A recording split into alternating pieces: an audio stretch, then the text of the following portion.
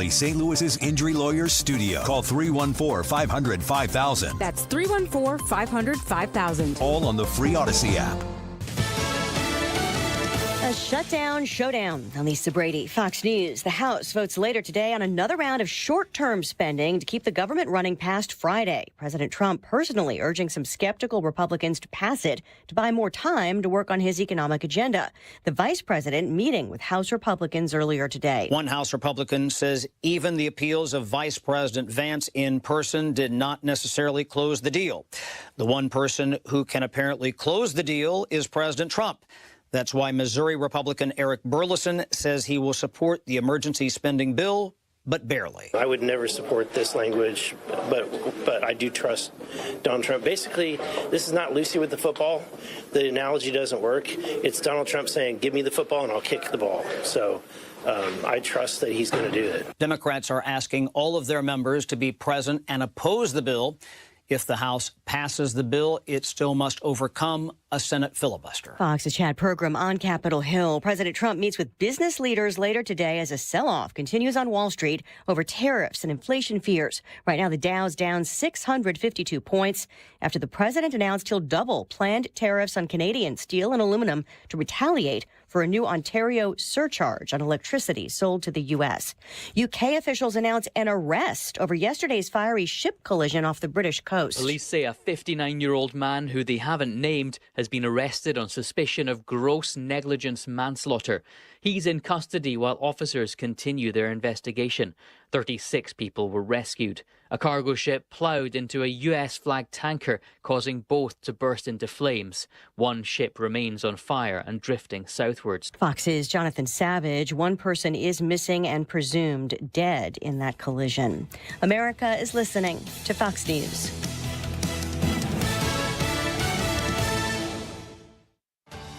Someone had a birthday. Yep, 50. Can't believe it. 50 years of wisdom. Great segue. We have health news, a CDC update.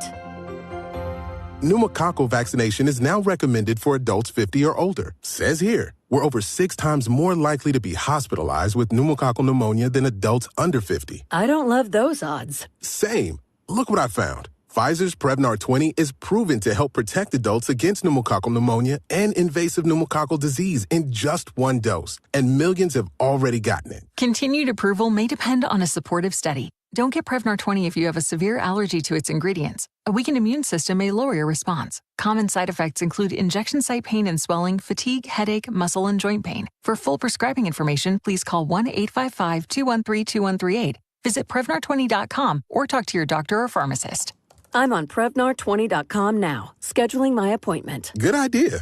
And happy 50th. Air Comfort Service, heating, cooling, and insulation. Weather. Chief Meteorologist Dave Murray. Super weather continues on this Tuesday afternoon. Sunshine and 78, way above average temperatures. Tonight, mostly clear, delightful evening, 49 for the low. Wednesday, mostly sunny, 75. Thursday, sunny and 76. Some showers and thunderstorms developing Friday afternoon and well into Friday night. We'll have to keep an eye on that. This is 97.1 FM Talk. Chief Meteorologist Dave Murray.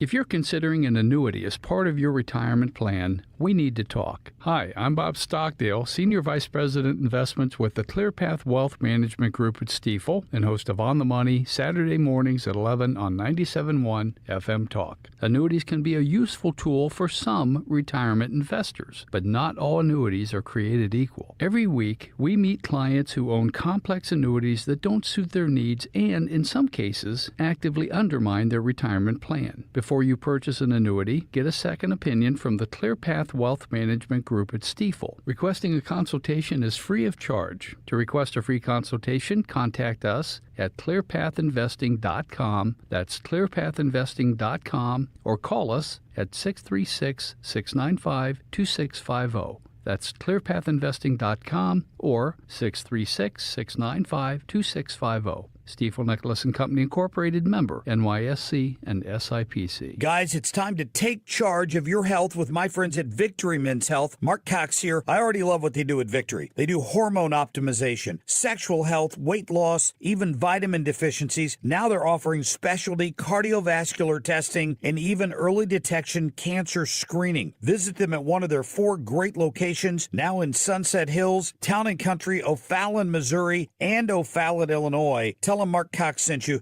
Go to victorymenshealth.com. Why do the national tax resolution firms need the tiny fine print at the bottom of all their TV ads? Hi, this is Lance Drury with the Lance Drury Law Firm. You don't hear fast-talking disclaimers in our ads because the claims we make are 100% transparent. The Lance Drury Law Firm primarily focuses on one thing, IRS problems, and we're regulated by the Bar Association, and we have a AAA rating with the Better Business Bureau. IRS issues are serious legal issues. The Lance Drury Law Firm has helped thousands of clients navigate the best resolution plans, and we tell you up front exactly how much it'll cost. Tax resolution law is all we do. So before you send money to some out-of-town, high-pressure salesperson, give us a call at the Lance Drury Law Firm, located right here in St. Louis. Call today to schedule your free consultation with me, 314-260-6120, or visit LanceDruryLaw.com. The choice of a lawyer is an important decision and should not be based solely upon advertisements. It's Power Torque Tools DIY days at O'Reilly Auto Parts. Save $20 on a Power Torque 248-piece mechanics tool set. Power Torque professional hand tools have a lifetime guarantee. Available only at O'Reilly Auto Parts. That is exactly what I needed to hear. Thank God someone here knows what they're talking about. That's us. That's right. Gotta love this American ride. You need to take the time and get the full picture. Come on, turn the radio on. It's Saturday and I won't be long. Don't get me wrong, I love the ladies. I mean, they rev my engine, but they don't belong in the newsroom. It is Anchor Man, not Anchor Lady. What do you want from me? I'm not America's sweetheart. Goodness sake, kid. Keep your voice down. Your father's listening to the radio. I'm not America's sweetheart. This is the Annie Frey Show. Happy Tuesday. Welcome to the Annie Frey Show. Thank you for being with us this afternoon. There's a lot of news going on right now. It seems like, Ryan, most of it is based on economics. Of course, Congress is looking to pass that potential CR. We've heard from Speaker Johnson, and he said that he thinks that he does have the votes. You know, the thing of it is, and I'm going to try to hold both sides accountable here, because I don't see a lot of Republicans. The Republicans who vote for CRs when Democrats are in charge don't go in front of cameras advocating for it. They just vote for it. The people who, on principle, certainly, who are opposed to CRs use that. And if you're a Republican, if you're a fiscal conservative, I don't know why you wouldn't do that very thing where you would use it as an opportunity to go in front of the public and say, this is why we don't have any money, because we don't answer the questions that need to be answered when they need to be answered. So I think there's a lot of political hypocrisy going on right now on both sides of the aisle, but I also think that people have really short memories. Most of what is consumed, especially when it comes to politics, most of what is consumed is just in the here and now. You already know what side that you are on, and if the Republican side is saying do this, then you feel good about it and you go with it. Well, here are a few examples. This is something that Mike Johnson has just put together. A few examples of Democrats in the past, mind you. This isn't the here and now. This is when Democrats were trying to get a CR through to avoid the big, scary government shutdown. Well, let's listen to governance. We want to keep government open. A shutdown is very serious. There are real consequences when the government shuts down. It harms our national security, it harms our economy, and it harms service members, veterans, retirees, and vulnerable communities. We all know a shutdown is unnecessary and completely avoidable. The tragedy here is all the civilian employees. It is the American people who are going to suffer. Border Patrol agents will not be paid. TSA agents will not be paid.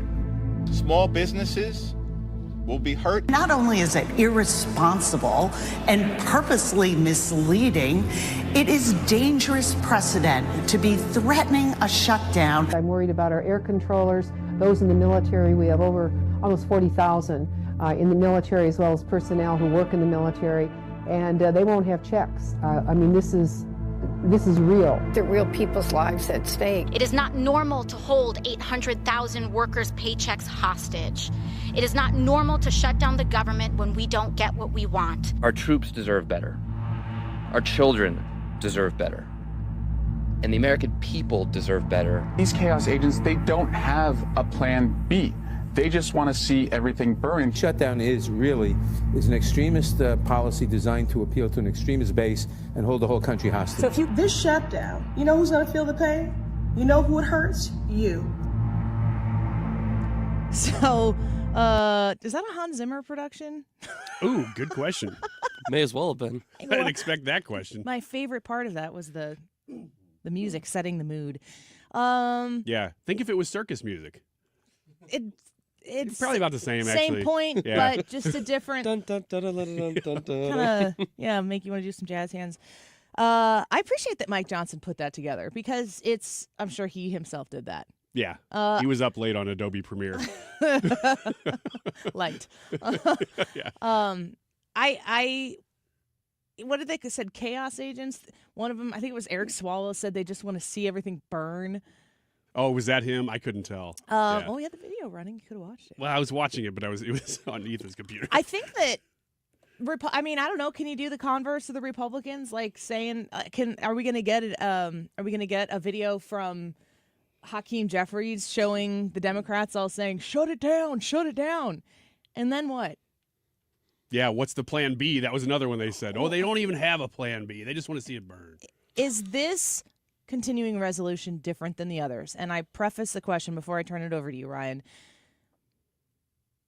In the past, when Democrats have been trying to push the CR through, and Republicans have saying, no, enough of this, out of control spending, we have to stop it, we have to address these concerns. The suggestion or the promise on the other side of that CR when they would get around to it was going to be more spending. And it was going to be spending on bigger government programs and things that I think conservatives don't really believe in increasing spending on. You know, you might think we need to increase our defense spending, our infrastructure, those types of things, but not our green energy investment when you're not even seeing any result from it. When you look at the Republicans being led by Donald Trump saying, do this, we need this time, this is very important. When the other side of the CR is going to be reduced spending, that's the promise on the other side. That's never been the promise before. And that is a very, very important detail about the ask right now from President Trump. What we are trying to do, Doge cuts and everything together, we're in the middle of the stream. We're not ready to get out of the boat quite yet. I need a little bit more time. Give me the time that I need to get this done. Does that make this CR different? So that's a good point. That is a difference of what's coming next. But that said, this CR is no different. In fact, it is almost literally the exact same thing as the CRs have been for 4 or 5 years now. And that's the problem. I don't want to get into my thoughts on the actual CR, but to answer your question, why? Well, because I'm just going to get mad. I don't want a CR. But the whole point of having a continuing resolution, continuing things the exact same way, is that they always say, no matter if it's Democrats or Republicans, we're just doing this now because we'll come back later and blank. They fill in the blank differently, but the continuing resolution itself. This is the first time that they've ever suggested they were going to come back and do the drastic cuts that they're proposing. That drastically, yes. But Republicans always, if they have control and they do a CR, it's always, well, we'll cut later. They always are going to cut later. And that's the reason I hate CRs, and that's the reason I don't like what they're doing right now. So you don't think that the Trump-mandated administration, you don't believe that Donald Trump is going to be able to get this done on the other side? No. You don't think that this is different? I do think this is different. But the fact that it's a CR is the same because it's always a promise for something in the future. So then there's a good question because you sound like Thomas Massey right now. does Thomas Massey, if they don't do what Trump is proposing to do, how does Thomas Massey succeed? If they don't in a few months or no, right now. Thomas Massey is a no vote on the CR. He says it's an irresponsible thing to do. He doesn't care that Trump has said he wants to primary him. None of that bothers him. He seems totally confident that he's doing the right thing. Is he doing the right thing?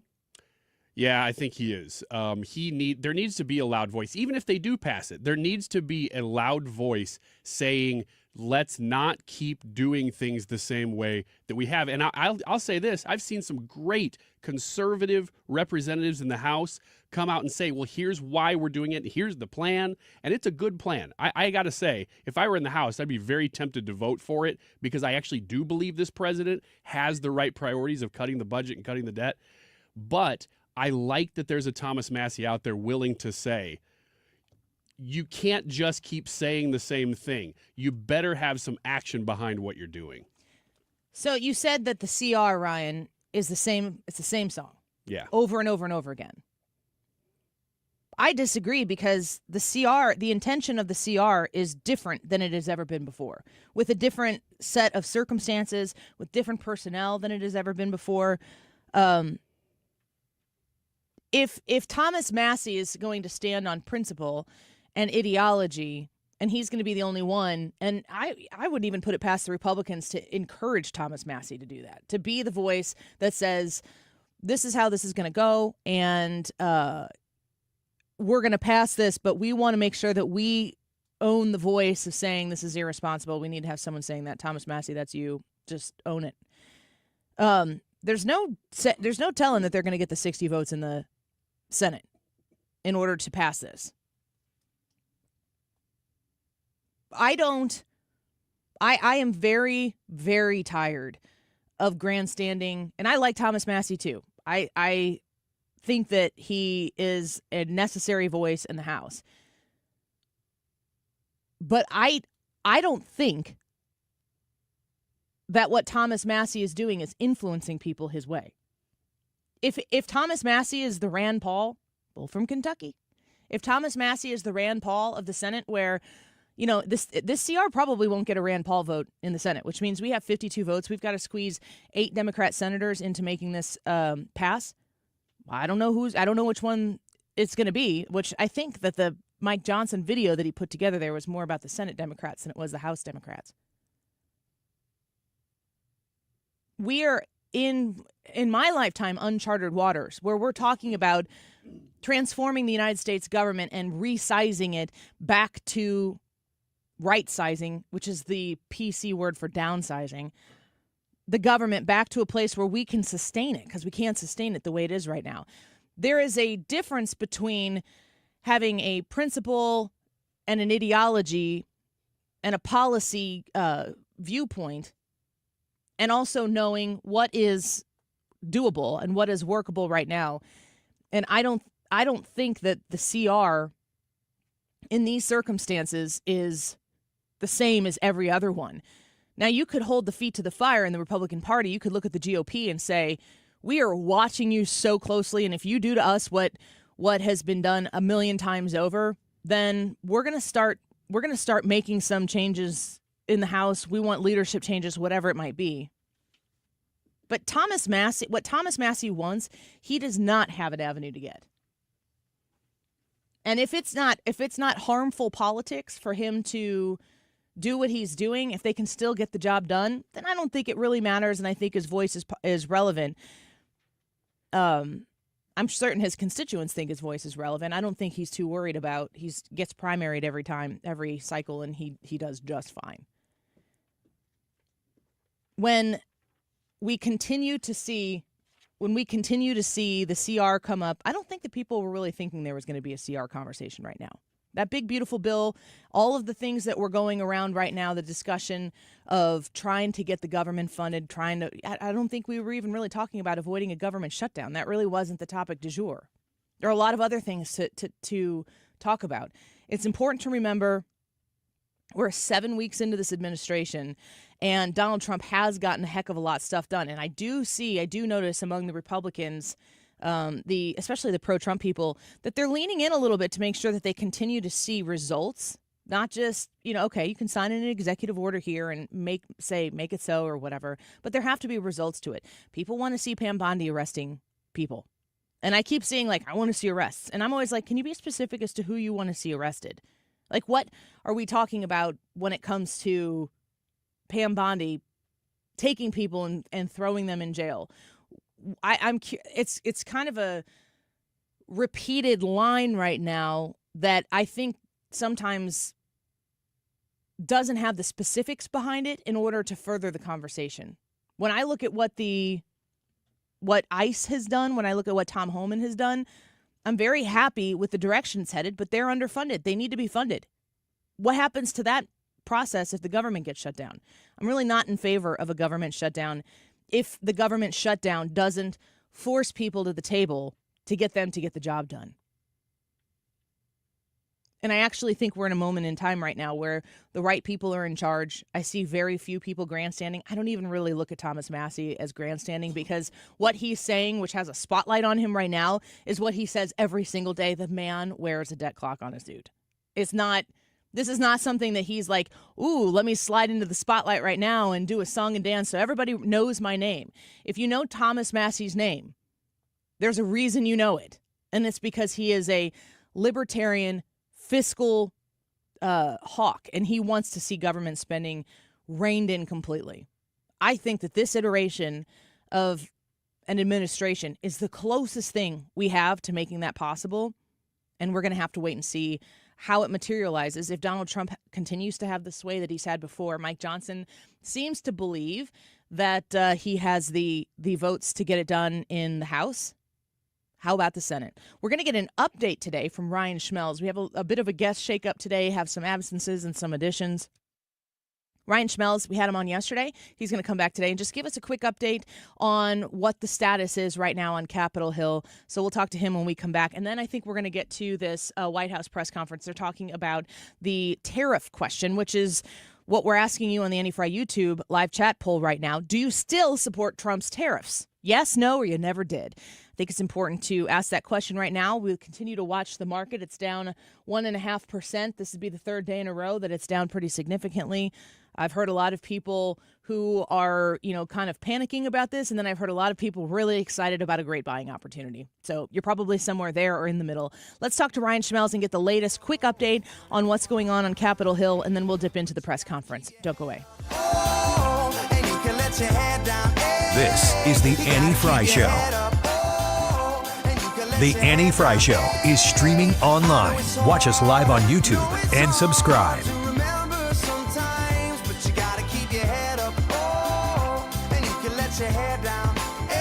Stewart's American Mortgage is the home of the bagel loan. You can call Stewie. You can text Stewie directly at 314-324-4440. 314-324-4440. Now, the first time when I started talking to Stewie, right, and then I was learning about what he did, I was like, okay, let me talk to me through this. Help me understand why somebody might want to go to the bagel loan over whomever they're recommended or who they used before, whoever they get sent to from the person they're dealing with for their real estate transaction. And when I learned about it, I thought to myself, I think I need to do this because it's not just about buying your mortgage, getting your mortgage when you buy your first home. You can also use this as a refinance. I bought my home in 2015. About 3 or 4 years later, I went through a bagel loan refinance and significantly cut my rate down. And I was able to do that at no closing costs to myself. It didn't cost me anything to go through that process. And my rate is crazy low right now because I did it again because it was such a good deal. And rates had continued to go down. You all remember the story. And so now I have a really great low rate. So if you're looking to refinance or if you're looking to purchase, do not pay closing costs with another lender. Get the bagel loan with Stewie. 314-324-4440. Google the bagel loan. NMLS number 226715. Hey, it's Mark Reardon for the Doctors of Ophthalmology Associates. I depend on them for eye care, and they have an announcement. They're pleased to welcome Dr. Samuel Berry to their practice. Dr. Berry is a cornea surgeon, and he has the latest knowledge and techniques for advanced eye care and treatment in the field. So what do we call them now? The doctors? No, just the best doctors to see for your best vision. In St. Louis, you can reach Reach them at 314-966-5000. They've treated more than 250 doctors, more than any others in the practice. Now, if you need help with dry eye, LASIK surgery, maybe you have glaucoma, macular degeneration. I had an eye disease when I was just 25 years old, so my eyes are very important to me. You get the absolute best care with the doctors of Ophthalmology Associates. Doctors Greg Birdie, Ranjan Malhotra, Robert Bersati, Andy Royer, and now Dr. Samuel Berry. 314-966-5000 or visit youridoc.com. They have a great location just off Manchester Road, a half-mile west of 270. Ophthalmology Associates. Baseball is all about stepping up to the plate when it matters most. And when you've been injured, you need a heavy hitter in your corner. At Morgan & Morgan, we don't back down. We fight to get you every dollar you deserve. No curveballs, no strikeouts, just results. That's why we've recovered over $25 billion for our clients and fight for them from offices nationwide. Morgan & Morgan, America's largest injury law firm, proud sponsor of the St. Louis Cardinals. Injured? Visit forthepeople.com for an office near you. For details and a list of all station contest rules, visit www.971talk.com/rules. You're listening to the Annie Frey Show live from the Air Comfort Service Heating, Cooling, and Insulation Studio. Air Comfort Service is proud to support Greater St. Louis Honor Flight. Sign your veteran up for the Honor Flight today at gsLHonorFlight.org. And for HVAC services, visit aircomfortservice.com. 97.1 FM Talk is proudly supporting the Guns N' Hoses Queen of Hearts raffle, benefiting the St. Louis Backstoppers. Learn more at stlgunsandhoses.com and listen to the Mark Cox Morning Show Fridays at 8:20 for winner announcements.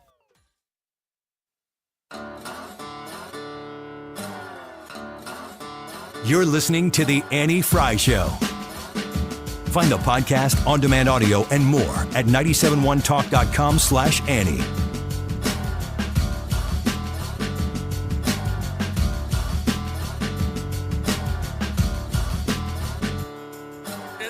Welcome back to the Annie Frey Show. We appreciate you being with us this afternoon. Yesterday, we got a really good just breakdown of what's going on with this CR and if the Republicans are going to be able to get the votes. But there's more action happening today, so we go back to the source. The guy who knows the up-to-the-minute situation there on Capitol Hill, our friend Ryan Schmelz, Fox News Radio, Capitol Hill and White House correspondent, for a quick update. Ryan, thanks for coming back with us today. Hope you're doing well. Well, I'm doing good, Annie. How are you? We're doing okay. Can you give us an update right now on what this looks like it's going to materialize into? Yeah, no, we don't know. It's kind of funny though. What has actually transpired today is that Speaker Johnson has in the House Whip, Tom Emmer, have canceled votes for tomorrow. So if they pass this bill at 4:00, then the House is going to leave town, and they're pretty much just going to say, well, Senate, we ain't coming back. You either got to vote for this or we shut down. So that's an interesting scenario that's kind of been presented here. Is that a strategy? Is that a strategy for the House to say that that's what they're going to do? I mean, I think it's been done in the past. I wouldn't be shocked. But, yeah, it's putting the Senate in a tough situation. And also, I mean, it's taking a risk as well. And now also, J.D. Vance was actually on the Hill earlier today trying to whip these votes and convince everybody that, this is the best path forward. From what I hear, one of the big pitches was, hey, look, we've only been in office 6 weeks.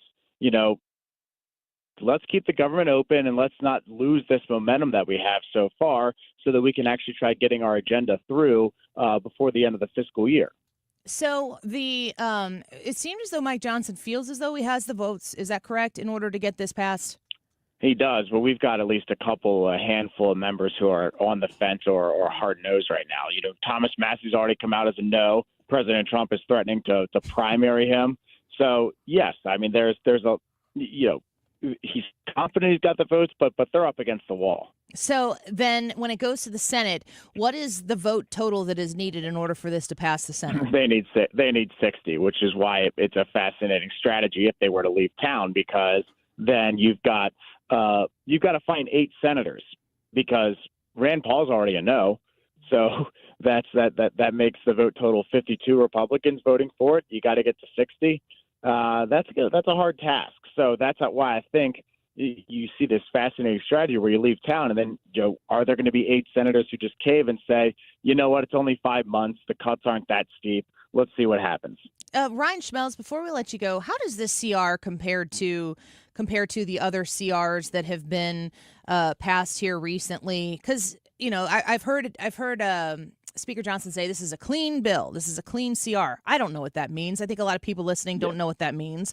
Are the Republicans in the House and Donald Trump asking the Democrats to vote for something that is different than they've already voted for before? Right. So usually a clean CR would just mean an extension of current government funding while funding the same current programs. And yeah, it would usually keep things the exact same way as they are. Now, this one is a little bit different in the fact that, I got the numbers here. I'm trying to pull them out real quick. So this one would include $8 billion in defense dollars increase there, and then about $13 billion in non-defense spending. And that's where Democrats are kind of making the argument that this is going to cut important programs like health insurance benefits, Social Security. And of course, Democrats didn't get the assurances that they were pushing for when it comes to reining in some of the powers of the executive on government funding. So that's kind of where the holdup has been and why Democrats are saying they can't get on board with this one. So then to wrap this conversation up, the reason why the Republicans and Donald Trump are saying, I need this more time, if they get the time that they're asking for, and am I right, this funds it through to September? Yeah, correct. End of September, which is the end of the fiscal year. So if it funds it through September, at September, what is it that Donald Trump and the Republicans are looking to accomplish that they can't accomplish right now? Right. So they would like to do the entire appropriations process, which is you pass 12 individual spending bills. It funds different parts of the government. And then you pass them through the House, you pass them through the Senate, you pass them through the committees, and they become law all separately. Now, the challenge with that is, well, normally that appropriations process is supposed to start in September when, you finish the fiscal year funding. Well, they were supposed to start this in late September. It's now March. So they'd be beginning with this very, very late in the process. But, I think there is the argument that if Leader Thune and House Speaker Johnson are committed to doing this, they could be able to knock these bills out quickly. It just depends on what they're able to do. And, of course, the one other thing and Johnson said this to me earlier, was this idea of doing a rescissions package, which was something that was pressed on J.D. Vance when he was in front of House Republicans earlier. A rescission package is essentially the codification of some of these DOGE executive orders and these DOGE cuts, which they would send to Congress. Congress would then put them into a bill, and they could attach it to some type of legislation down the road. Well, Ryan, we appreciate the update. We know that this is going to be a fast-moving story throughout the day. And then, of course, if they're able to get it passed and they leave town, then I guess it gets really tense to see what the Senate is going to do. Yes. When would you expect the Senate to vote on it? Oh, I don't know. I think we might find out from Thune a little bit later on. They have their leadership press conferences at like 2:00, so we'll get an update then. But I think we need to see if it passes first before we can even think about what the Senate's going to do. But the deadline is Friday, correct? It is Friday. Yep, the Ides of March. This stuff writes itself sometimes. And I believe we've also had a funding deadline on April Fool's Day too. Fantastic. Well, Ryan, we appreciate the back-to-back updates here, and we're going to watch closely to see what Congress decides to do. Thanks for being with us again today. Of course. Sounds good, Annie. Thank you. You're welcome. Bye-bye. Okay, so there you have it. That's the latest right now. Interesting theory, I guess, or plan for the Republicans in the House to say, we're going to get this done, we're going to pass it, we're leaving. Senate, your move. We'll see. I mean, in that instance, they're going to have to, if all it is politics and you just need to know who to blame for things when they go bad, then I guess the Democrats get the blame and the government shuts down. And I feel like every time the government shuts down, the Republicans figure out a way to wear it as their own fault. Now let's get to the White House because we have Carolyn Levitt giving a press conference. I know that a lot of people are watching the stock market and they are a little bit nervous about what is actually taking place. She wanted to react to that as tariffs as well. Let's listen to Caroline Levitt at the press conference. Later today, President Trump will address the Business Roundtable's quarterly meeting, where he will tout his pro-growth economic agenda and answer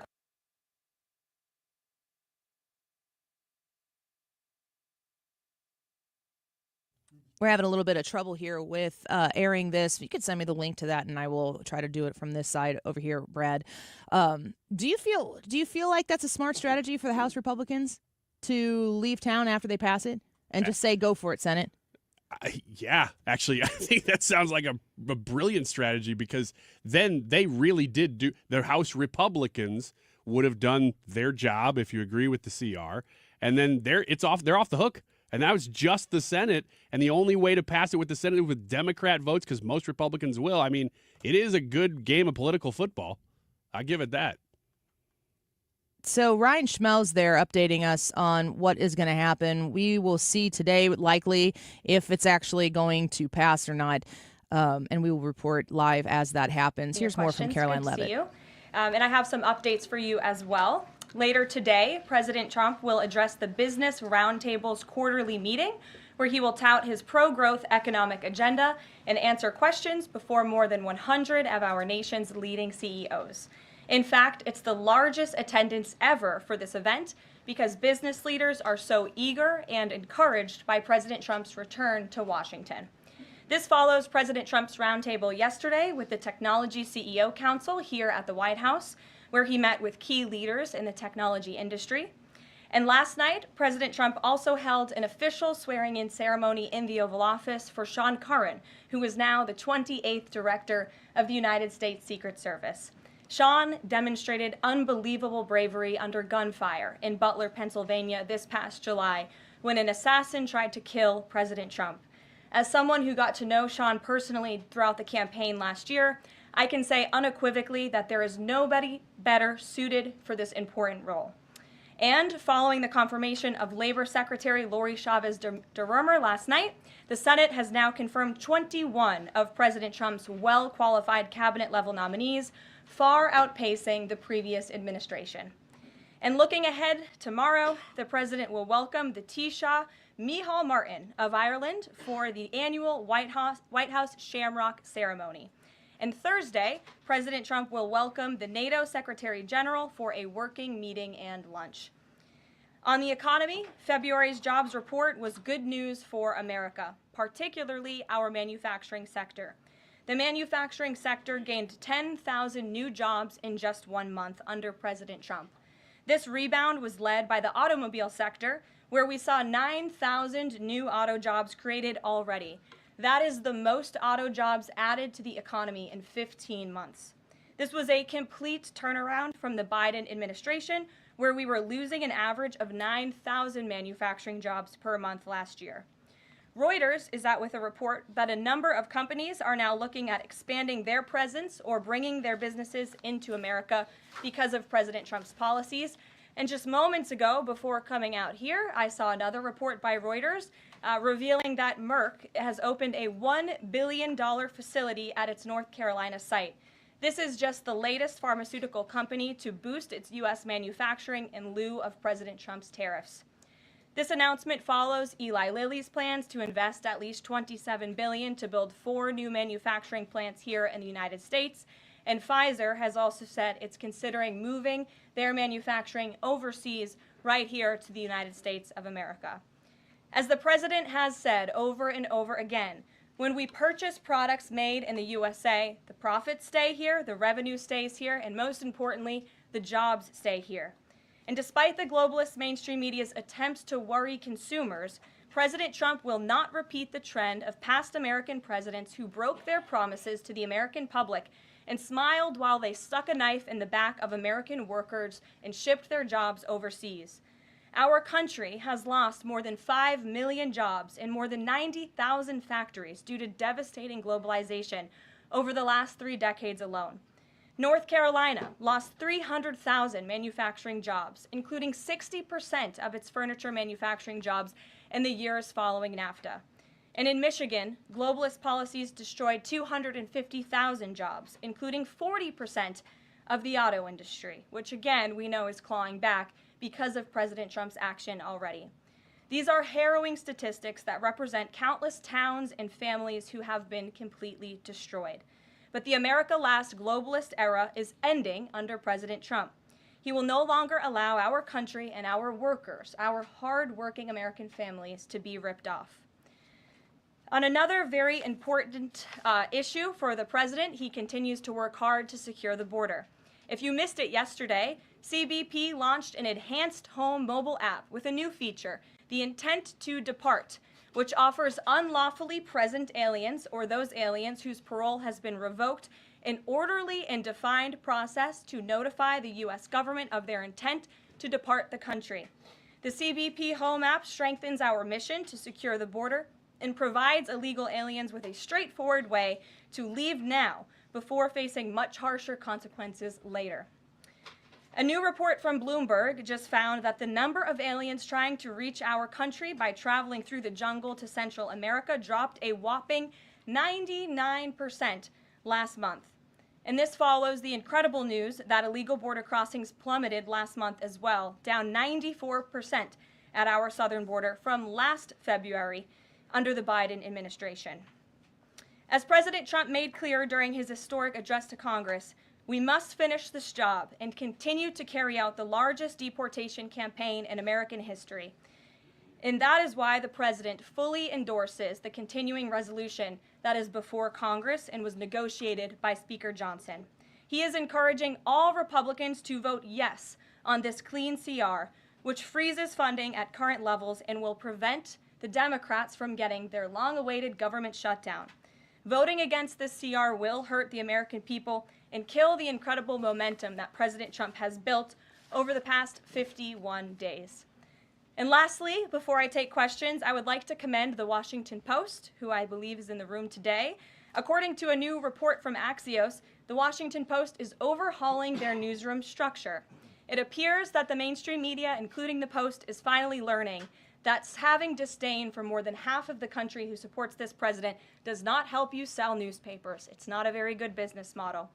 And that's why we have people in our new media seat. And today we have Sargar Anetti, who is the host of Breaking Points, a popular political YouTube news and podcast show that has racked up nearly 1 billion views on YouTube, several hundred million podcast downloads since its launch in June 2021. He's also a former member of the White House Correspondents Association, but is now a part of the thriving independent media. We're very happy to have you with us here today. Why don't you kick off our briefing? Thank you. Really appreciate you having me, Caroline. A couple of questions for you, if I may. First on the stock market. So currently it's the 25th anniversary today of the dot-com bubble crash. There's a lot of concern for a lot of Americans right now about the state of the economy. President Trump has refused to rule out a recession. Secretary Lutnick, however, has told us there will not be one. So can the White House just tell and assure Americans today that there's not going to be a recession? Well, there's a lot to unpack there. So let me start by saying that, first of all, when it comes to the stock market, the numbers that we see today, the numbers we saw yesterday, the numbers we'll see tomorrow are a snapshot of a moment in time. And as President Trump has said, and I'm here to echo the remarks of this president of this White House, we are in a period of economic transition. We are in a period of transition from the mess that was created under Joe Biden in the previous administration. Joe Biden left this country in an economic disaster. Several statistics to point out. The delinquency rate on credit card loans increased 63% under Joe Biden, hitting a near 12-year high.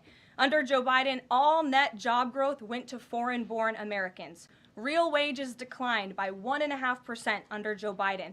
And as we all know, and this administration continues to combat, prices soared more than 20% under Joe Biden because of his reckless spending and economic policies. So we are in a period of transition from that economic nightmare under a president who had no idea what he was doing, never held a private sector job in his life, into a golden age of American manufacturing under a businessman and a deal maker in chief in President Donald J. Trump, who is implementing the formula that we know works. Look at President Trump's results in his first term. If people are looking for certainty, they should look at the record of this president. That's why the American people re-elected him back to this office. And look at everything that President Trump has already done and his team has already done in just 51 days. The massive efforts to deregulate, tax cuts, which we need Congress to pass the Trump economic agenda, the Trump tax cuts, which will unleash economic growth. And the president also addressed this directly, I will point out as well, when you look at what he said on Air Force One. And he said he wants the American people to have so much money in their pockets they don't even know what to do with it. That's the intent of this administration, and we're working very hard every day on that goal. Second question on the CR. So President Trump came out today in a primary challenge against Congressman Thomas Massie. Congressman Massie's been a supporter of DOGE. He's been a supporter of Make America Healthy Again. What kind of message is this White House sending against a congressman who's sticking up for principles that he's long held in the chamber and voting against continuing resolution and spending? I think the president has made it very clear that he believes it's critical for conservatives and Republicans and frankly all members of Congress to get behind this continuing resolution to keep the government funded. The president wants to continue the momentum that he has built over the last 51 days. In order to keep the government funded, we got to keep moving with these deportations, and he believes that everybody needs to get on board with this bill. He's been active in this process. He's been making calls to get this over the finish line, and we're urging every Republican, and Democrats too, to do what's right for the American public to prevent a government shutdown. Just the last question here on Mahmoud Khalil. Does the administration believe that it needs to charge a green card holder with a crime to be eligible for deportation? Well, in fact, Secretary Rubio reserves the right to revoke the visa of Mahmoud Khalil, and I'm glad you brought this up. Under the Immigration and Nationality Act, the Secretary of State has the right to revoke a green card or a visa for individuals who serve or are adversarial to the foreign policy and national security interests of the United States of America. And Mahmoud Khalil was an individual who was given the privilege of coming to this country to study at one of our nation's finest universities and colleges. And he took advantage of that opportunity, of that privilege, by siding with terrorists, Hamas terrorists who have killed innocent men, women, and children. This is an individual who organized group protests that not only disrupted college campus classes and harassed Jewish American students and made them feel unsafe on their own college campus, but also distributed pro-Hamas propaganda, flyers with the logo of Hamas.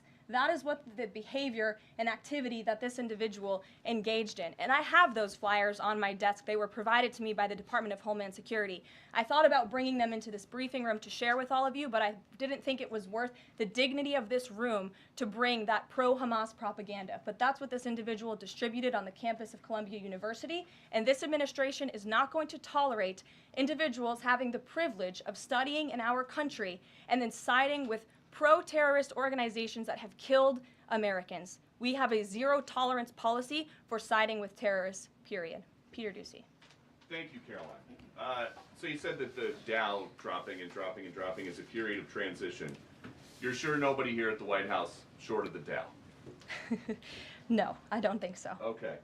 But is there any concern here that it's going to be harder to ask certain federal workers to retire if they look at their retirement accounts and they're getting robbed every day? Well, I'm glad you brought up workers, because that's exactly who President Trump is looking out for with his America First trade policy and his America First economic agenda. And if you look at, there's great indication to be optimistic about where the economy stands. And the American people, investors, CEOs, small business owners, but most importantly workers, should bet on President Trump, because his tariff policies, what he envisions is reciprocity, fair trade practices where American workers are put first and are no longer ripped off by foreign countries all over this world. President Trump says he's going to buy a Tesla today. Did he buy it? And when is the last time he drove a car? That's a very good question. I have heard the president remark that he misses being able to drive, that luxury of driving his own vehicle, although the beast is nice. But he is going to be viewing a Tesla that is making its way to the White House complex now, I can confirm. Perhaps the press pool today will have an opportunity to witness this very exciting moment later this afternoon. But a Tesla is on its way here now, and we'll see if the president likes it when he checks it out. So they're bringing him a Tesla to look at, and if he likes it, he's just going to buy it. You know, he's intent on, he's definitely going to buy one, but he'll take a look at it when it gets here later this afternoon. Full retail? Yes, full market price. Kelly. Can we talk about Canada? What is the status of President Trump having a conversation with Mark Carney? We have seen the president use the term governor to refer to Justin Trudeau. Will that moniker also go to Mr. Carney going forward? And is the decision to increase the tariffs, is that based on a specific economic metric that he looked at? Is it impulse? How would you describe his reaction to candidates? The president has not yet spoken to Mr. Carney, not since I checked, which was just moments ago. But certainly his phone is always open to leaders who wish to speak with him. As for the tariffs, the president made his position on this quite clear with the statement that he put out. And it was a retaliatory statement due to the escalation of rhetoric that we've seen out of Ontario, Canada. The president saw the premier, Doug Ford, make an egregious and insulting comment threatening to shut down electricity for the American people, for hardworking American families. He made that threat. The president saw that and has an obligation and a responsibility to respond accordingly and represent the interests of the American people. So he has made the decision to add a 25% tariff. So now steel and aluminum tariffs will come into effect tomorrow at the rate of 50%. And our steel and aluminum industries have actually applauded these tariffs because, again, they know it's going to grow their industry here. It's going to allow them to export more steel that is made right here in the United States with American workers. Egregious and insulting are your words here, but that's what many Canadian leaders have said about the actions President Trump has taken toward Canada. And what do you think the timeline is for speaking to Mr. Carney? Because normally a sitting president speaks to a close ally very quickly when there's new leadership. Well, the president is, again, responding to the fact that Canada has been ripping off the United States of America and hardworking Americans for decades. If you look at the rates of tariffs across the board that Canadians have been imposing on the American people and our workers here, it is egregious. In fact, I have a handy-dandy chart here that shows not just Canada, but the rate of tariffs across the board. If you look at Canada, since you brought it up, American cheese and butter, nearly 300% tariff. You look at India, 150% tariff on American alcohol. You think that's helping Kentucky bourbon be exported into India? I don't think so. 100% tariff on agricultural products from India. Look at Japan, tariffing rice, 700%. President Trump believes in reciprocity, and it is about dang time that we have a president who actually looks out for the interests of American businesses and workers. And all he's asking for at the end of the day are fair and balanced trade practices, and unfortunately, Canada has not been treating us very fairly at all over the past several decades. To the woman in the purple, because I saw you were making a face at my previous answer, so what's going on? Well, actually, I have a couple of questions. At the core of pro-Palestinian protests on college campuses and elsewhere is a demand to end the war in Gaza, a goal that this administration actually supports and has pursued. So why has this not been acknowledged or highlighted even? Because these colleges and these protests have again put out Hamas propaganda. The flyers that have been distributed call for violence. The flyers that have been distributed have the logo of an organization that has held Americans hostage, that murdered innocent babies, that murdered men, women, and children. They are a designated foreign terrorist organization, and we are not going to tolerate non-citizens, foreigners who come here on a visa engaging in such behavior, siding with terrorists. And the Secretary of State reserves the authority to revoke the green card or the visa of an individual who serves as an actually it says right here, reasonable grounds to believe that the alien's presence or activities in the United States would have potentially serious adverse foreign policy consequences to the United States. And I think siding with Hamas makes that quite clear. Secretary Rubio exercised that authority, and we fully believe that we are going to move forward with more arrests, as President Trump previewed in his statement yesterday. Ed. Yeah, thanks. Go ahead.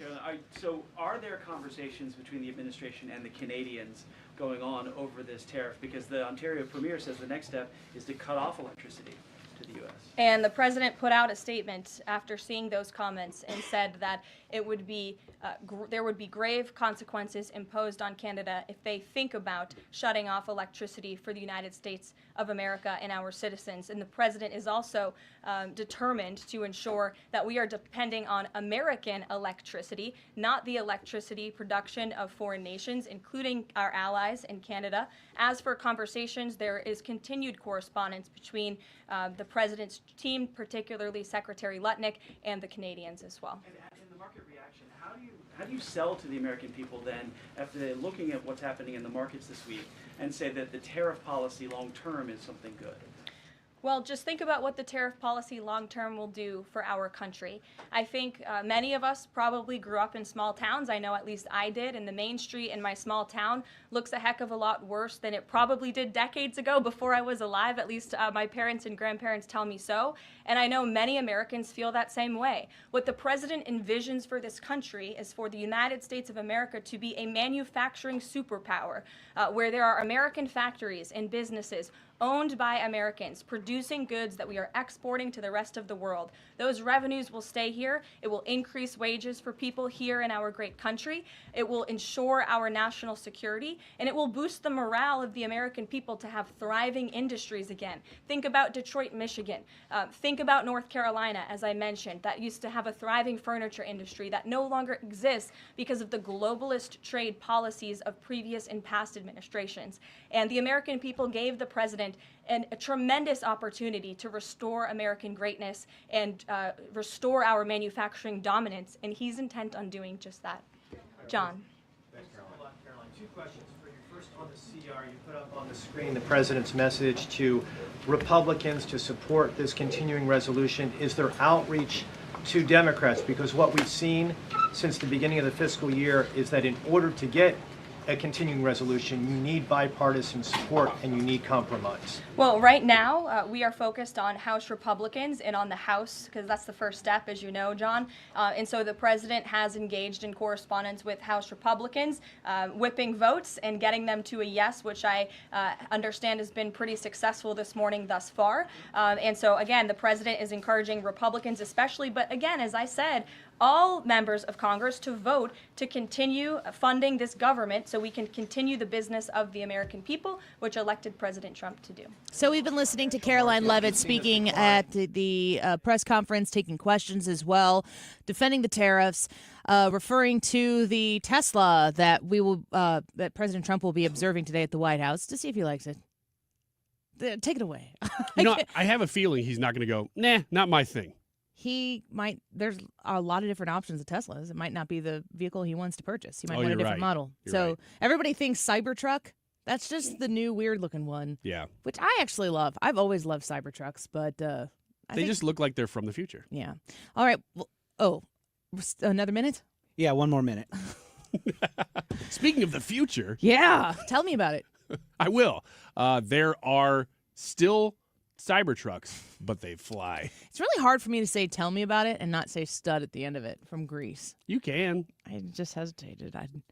As hard as it was. Let's practice doing that. Did you see Grease? In the future. Did you see Grease? I hate Grease.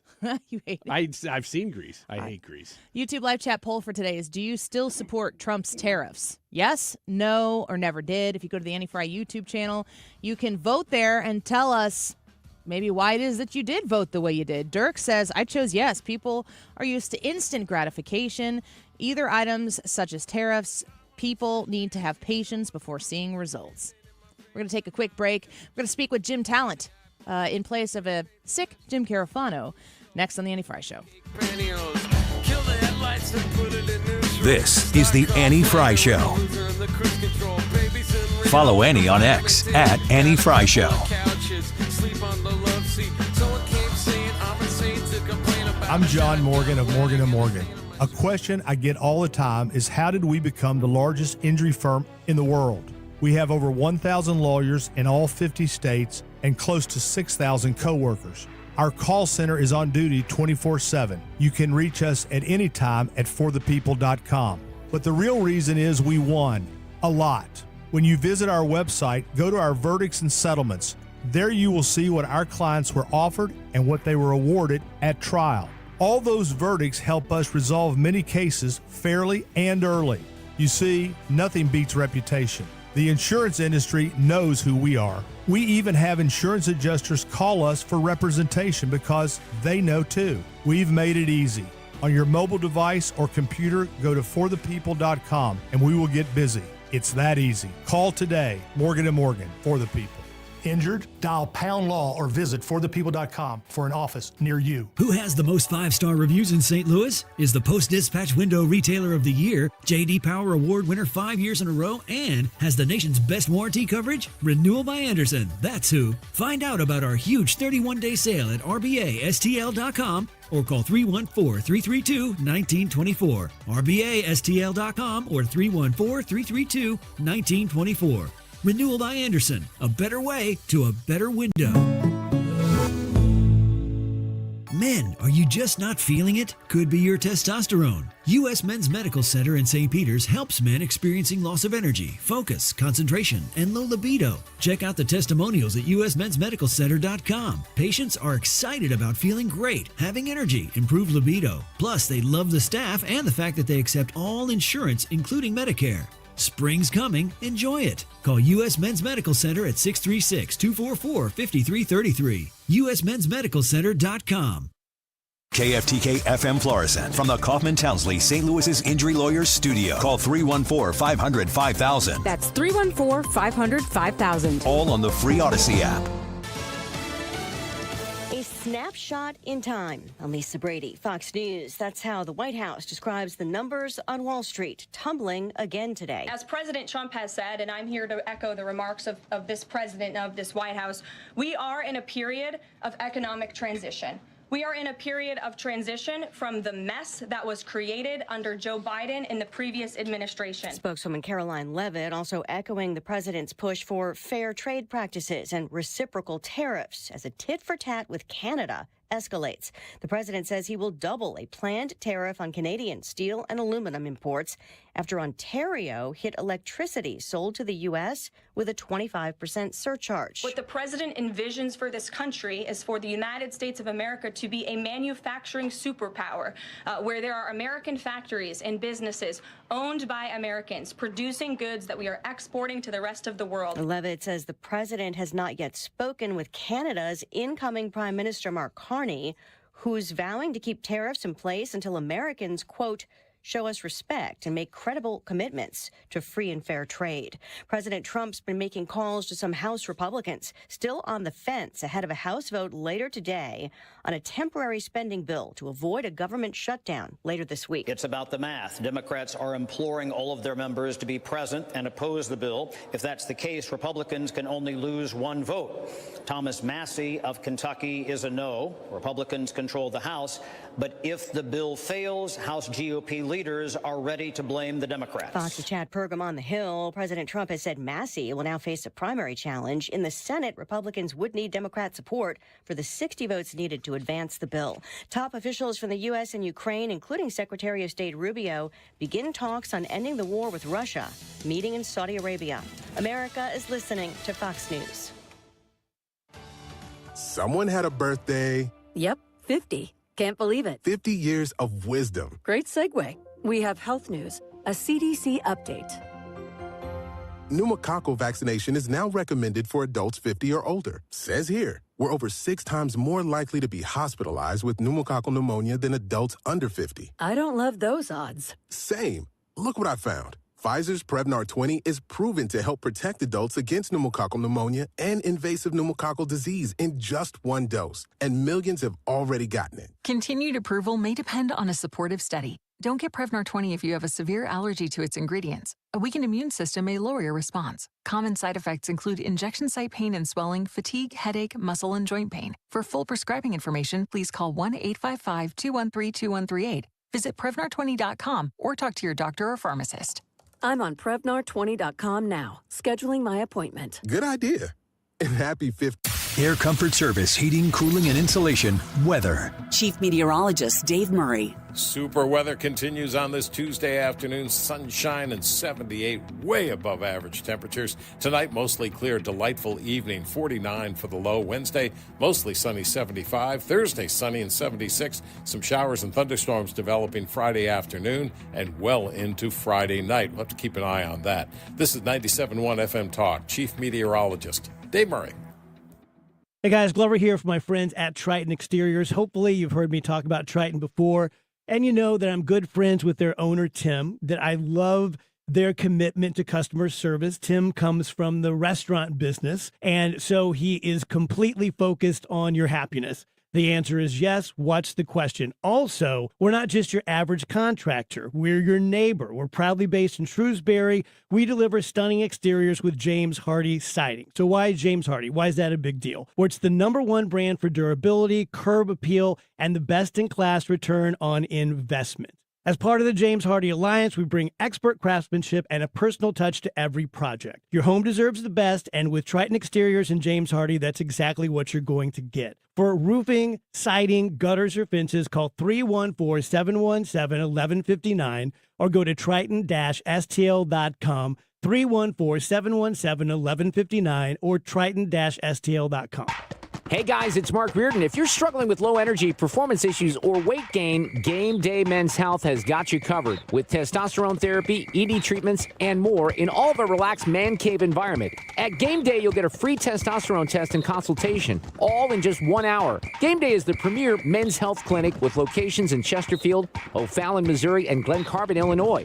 Visit GameDayMen'sHealth.com. That's GameDayMen'sHealth.com. Get back in the game with Game Day Men's Health. Mark Cox here. If you're nearing retirement or already retired, call my friends Thomas Helbig and Bob Kershaw with the Retirement Advisory Group. They'll show you how to link to the market without the risk. They're the official financial advisors of my show. Go online to retirementkey.com. Brian Kilmeade here, and I'll be there on Saturday, March 22nd. Jot that down, at the Factory in Chesterfield, in this engaging motivational journey through America's past. Tickets available at 971talk.com/events. Sponsored by Bob and Tammy Kershaw of the Retirement Advisory Group. That is exactly what I needed to hear. Thank God someone here knows what they're talking about. That's us. That's right. Gotta love this American ride. All right, you need to take the time and get the full picture.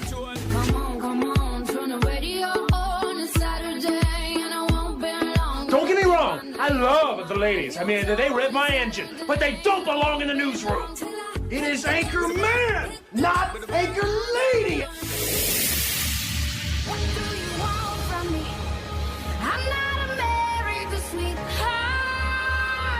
Goodness sake, kid. Keep your voice down. Your father's listening to the radio. I'm not America's sweetheart. This is the Annie Frey Show. If they sign the minerals deal? Well, I think they will sign the minerals deal, but I want them to want peace. Right now, how do they show that? How do they show they want peace? Well, right now they haven't shown it to the extent that they should. I think right now they haven't, but I think they will be, and I think it's going to become evident over the next 2 or 3 days. I think eventually, look, we have to have peace. And I'm doing this. Money is one thing. We're going to lose. We spent $350 billion on this. But the big thing, human life. Thousands of people this week, thousands of young soldiers died this week. Hundreds of people died in cities in Ukraine. And we got to get it stopped. It would have never happened if I was president, and it didn't happen. This was not going to happen. By the way, October 7th wouldn't have happened. Inflation wouldn't have happened. The Afghanistan, the way not that they left, but the way that they left, it looks so bad. Probably the most embarrassing day in the history of our country. That wouldn't have happened. A lot of things wouldn't have happened, but it is what it is. I think we're going to have a good time. I think we're going to have a good result in Saudi Arabia, meaning they're hosting the various talks, and we have a lot of good people going out there, and I think Ukraine's going to do well, and I think Russia's going to do well. I think some very big things could happen this week. I hope so. So Donald Trump speaking, he's on Air Force One. He's talking about Saudi Arabia. So there are peace talks taking place. He said we have some very good people there meeting at a Ritz-Carlton hotel. Secretary of State Marco Rubio, U.S. National Security Advisor Michael Waltz are part of these peace talks. What are they hoping to accomplish, and is it possible that they can? Let's talk to our friend, former United States Senator from Missouri, Jim Talent, with us. Senator Talent, welcome back to the show. Got such great feedback from having you on. I think it was last week. People really appreciated your take on this, so we appreciate you coming back with us today. Why, thank you, Annie. Coming from you, that's quite a compliment. I didn't know, by the way, they were at the Ritz. Yeah, that's what I bet the Ritz in Saudi Arabia is quite a place. You think so? I hope Rubio has time to go to the sauna. If you get peace done, I think you deserve a trip to the sauna. Yeah. That's from Yeah, the New probably. York Times. There, that report. Can you Trump will get a Nobel Peace Prize, and Rubio will get to go to the sauna. I'll let you ask some questions. Yeah, no problem, not at all. I just am wondering, the last time we were discussing the blow up that took place in the White House, the damage that Zelensky did, the opportunity to walk in, sign some papers, and get to the peace part of this. Do you think that we are back to a place where negotiating in good faith for the purpose of peace? Are we back to that place?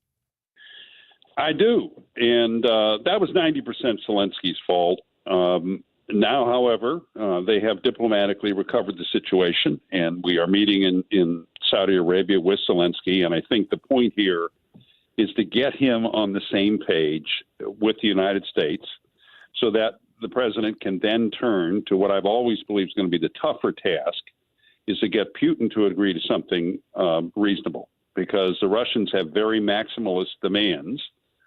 They want all four of the western provinces in Ukraine. He hasn't conquered them. He wants them anyway. He wants Ukraine to agree never to rearm and us to agree never to sell him any arms, isolate him from the West. And Trump's not going to give him that. He hasn't said a peep about any of that. But he's got to get Putin to the table. And you notice Trump talked earlier this week, or was it the end of last week, about sanctions on the banks. There are things we can do to Russia to apply some pressure on them, and I expect you're going to see that in the coming weeks.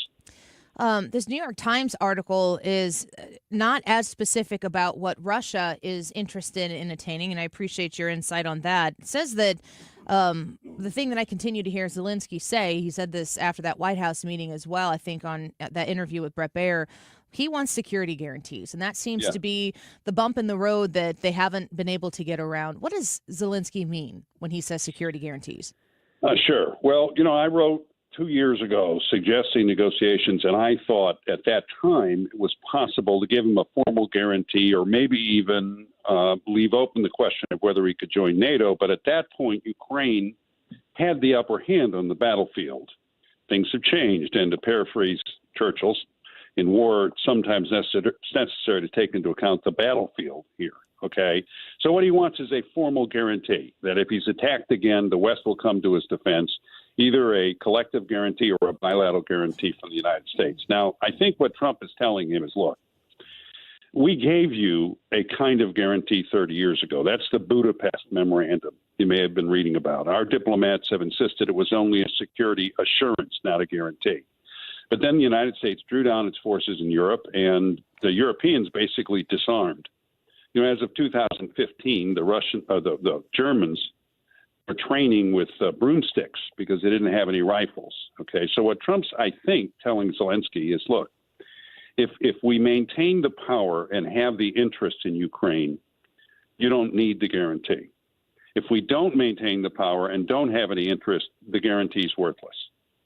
And he's doing that because I think he knows that that's not something he can include in the bottom line and get Putin.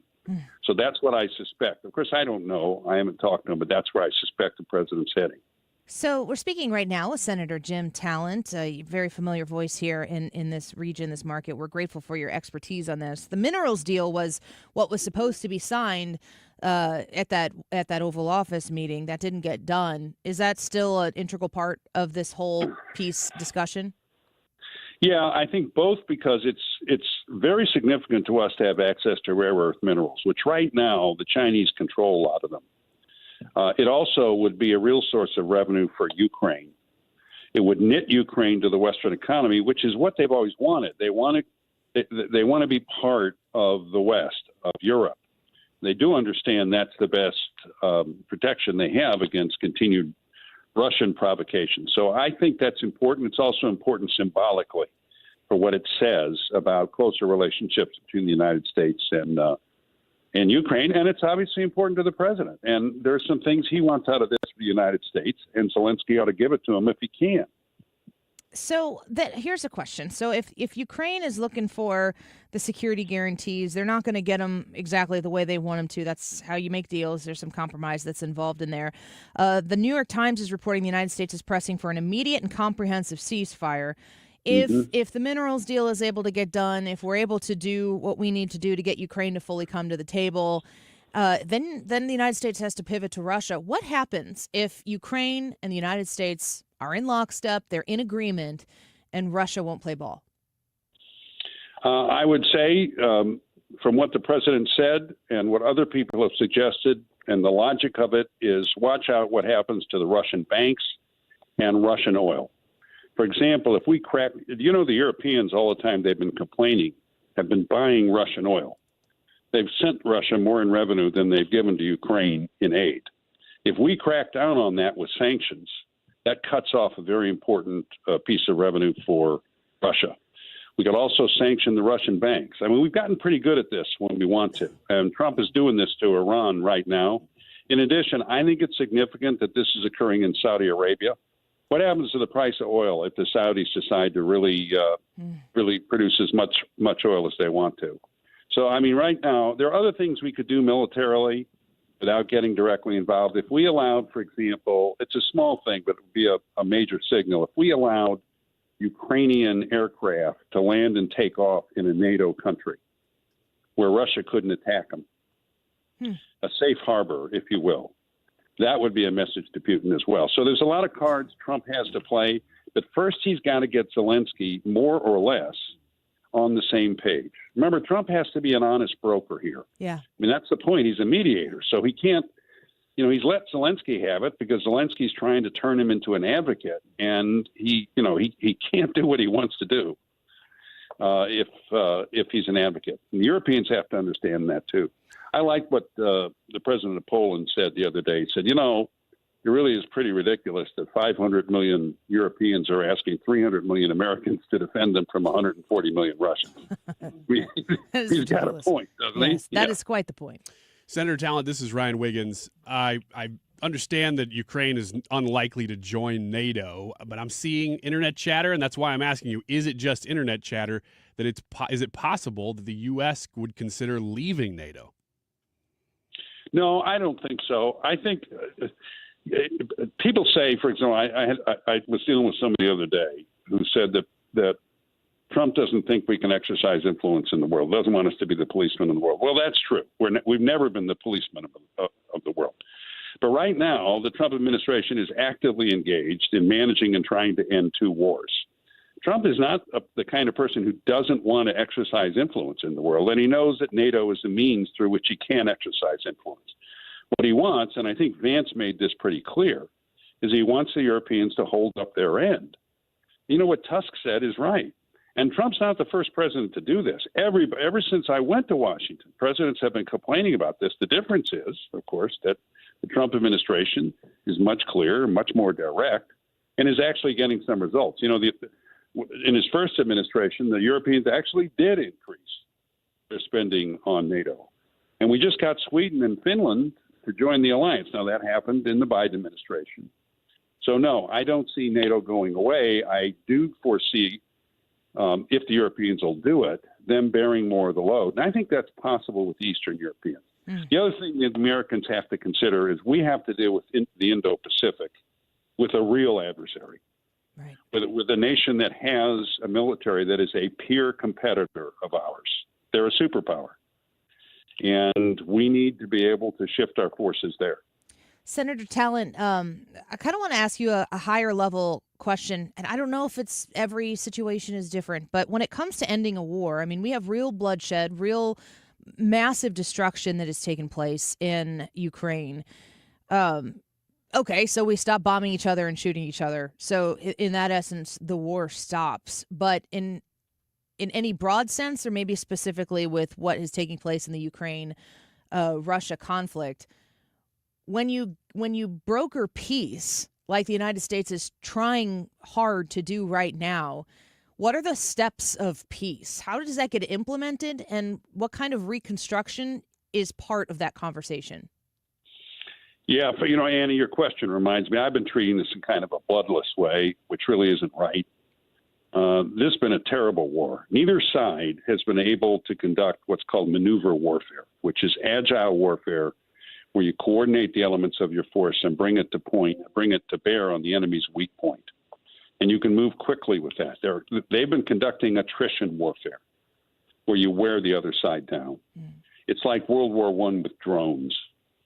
And so the Russians have probably suffered 750,000 casualties, killed and wounded. And nobody knows for certain. And the Ukraine's probably half that. And Trump is right. It really needs to end, no matter what your view of this was. I mean, Americans are divided in like three camps. One that says we never had any interest in any way Putin was provoked and we shouldn't have been involved. The second camp is my camp, which is we should have been involved because it gave us an opportunity to weaken the Russian state, which has made itself an adversary of the United States, including in the Middle East and Indo-PACOM.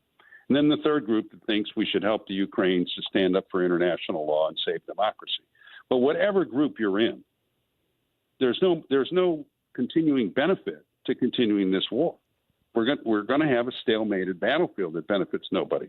So I think what the president believes, if you get a ceasefire at that point, and this is why I think Putin doesn't want to do it, the logic of the situation is going to favor continued peace.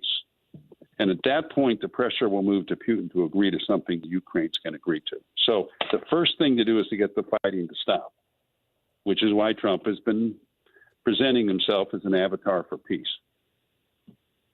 I just feel like when you listen to President Trump, that's one of the things he always does try to make as a primary point of this war is how bloody and awful it has been for both sides, the bloodshed, the lives lost, and just how tragic it has been, how it needs to stop. When I try to, in a realistic fashion, look at what the next steps will be, it seems as though it would take quite a long time to, I guess, fully recover from something like this. Yeah, I mean, we get this. Oh, yes, there's no question about that. But we can rebuild Ukraine, and the Europeans, this is something they can do. And you can bet that Trump is going to insist on it. They're going to have to pay for it. Yeah. This is really, it was our failure, too. When the president says it wouldn't have happened if he'd been president, we never know for certain, but I think that's probably right. In the first year of the Biden administration, he waived the sanctions on Nord Stream, Biden did. He gave Putin a summit without any conditions, and he rolled over the New START nuclear treaty without any conditions. And that presented weakness to Putin. It led him to believe he could get away with this. I don't think Trump would have done any of those things. We'll never know for certain. No. But we don't want another war, and so the Europeans are going to have to going forward, rebuild their defenses. We're still going to be involved, Ryan. I mean, they can't do it without us. So we're going to be at the top of the command structure. We're still going to have forces. We're still going to be providing logistics and intelligence. But they can rebuild the force. Their forces to some degree. I mean, what's happened to the West German, or there's a Freudian slip, the German army. The Germans could maintain peace by themselves. Now, nobody wants an exclusively German base in Eastern Europe for obvious historical reasons. But the point is, we can do it with the Europeans. It'll take time. But the first thing to do is to get them to stop fighting. Yeah. Well, God willing, Secretary of State Marco Rubio and National Security Advisor Michael Waltz are visiting that sauna at some point soon at the Ritz-Carlton with some peace talks in their pocket. Annie, all of us who believe in a divine being ought to be praying for peace. Amen. I agree with you. And the most appropriate reminder of the conversation. Thank you so much, Senator Talent. Always a pleasure to have you here on our show. You are welcome. Take care. Bye-bye. Love that conversation from Senator Jim Talent. Such a knowledge base. Taylor Riggs is joining us when we come back. She's the co-host of the Big Money Show on Fox Business. And Ryan, I keep hearing people say in the midst of tariffs and big red boxes that have the down pointing arrow of watching the Dow or the NASDAQ just not go up. I keep hearing this idea of a privatization of the American economy. And I think I know what that means. But I don't think I know what it means. I don't think I know the breadth of what that means. And Taylor Riggs is going to come from Fox Business and talk to us about it next. I'm kind of excited to listen to, talk to me like I'm in sixth grade, explain it, tell me for dummies. What does it mean to privatize the American economy? I think a lot of people right now across the country are asking questions about economics that nobody's really ever asked before. Yes, and we're not doing the status quo. So it looks scary, like right now in the moment. Donald Trump has said this is going to happen. He said there are going to be some short-term pain. So it's not like he said it was going to be great immediately, and it's not. Let's get a little 101 with Taylor Riggs, the co-host of The Big Money Show on Fox Business, next.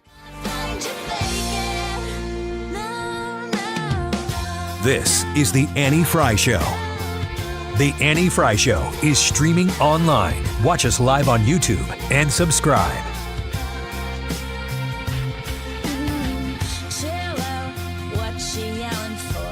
RulerFoods.com. Saving on your grocery bill at Ruler Foods is the name of the game. That's why our family loves to shop there, because we can buy more for our family of 6. We can not have to sacrifice on nutritious food. You can save right now with the strawberries per 1 pound package, $2.49 each. You can save on avocados, 89 cents each. Lean, 80% lean ground beef, Kroger, sold in a 3-pound roll, $3.99 a pound. You can make those good meals for your family at home. Maybe it's just for you. Maybe it's for you and your significant other for less when you shop at Ruler Foods. You can also go visit them online at rulerfoods.com. Just type in your zip code right there. Find a Ruler Foods that's conveniently located for you. Maybe it's close to your home. Maybe it's close to church when you go on Sunday and you're like, you know what we could do? We could swing by Ruler Foods after we get done with church. Or maybe on your lunch break, there's one near your office. Go to Ruler Foods and see where the savings are. They've been there. They've been waiting for you. You're going to love the way everything is laid out. I know you've driven past it 100 times and you've said, oh, that's the place Annie talks about. But for whatever reason, you've hesitated going in. Not anymore. Go find yours. Give them a visit, rulerfoods.com. Don't get lulled into believing the IRS is getting soft. It's just the opposite. Hi, this is Lance Story with the Lance Story Law Firm. We are being told by IRS collection officers that their higher-ups are demanding that they get more aggressive than ever. So don't ignore them any longer. Level up. If you have unfiled returns, unpaid taxes, levies, or liens, call the Lance Story Law Firm today and let us get between you and the IRS. We'll protect your rights, including your right to appeal or even your right to take the IRS to tax court. Remember, IRS problems are legal problems, and they need to be handled by an expert attorney team who's done it for decades. So call the Lance Story Law Firm today. We're local. Our office is right here in St. Louis, or visit Lance, DRURY, law.com to schedule your free consultation with your local tax resolution law firm, the Lance Story Law Firm, 314-260-6120. The choice of a lawyer is an important decision and should not be based solely upon advertisements. When's the last time you gave your home's exterior a little love? Hi, it's Kim, and if your siding is cracking, it's fading, or just doesn't stand up to our St. Louis weather, it's time to call Lakeside Renovation and Design, because they're experts in James Hardy siding, which is this durable, low-maintenance option, and it looks beautiful. Plus, you have customizable colors and textures, and so you can give your home a completely new look while protecting it for decades.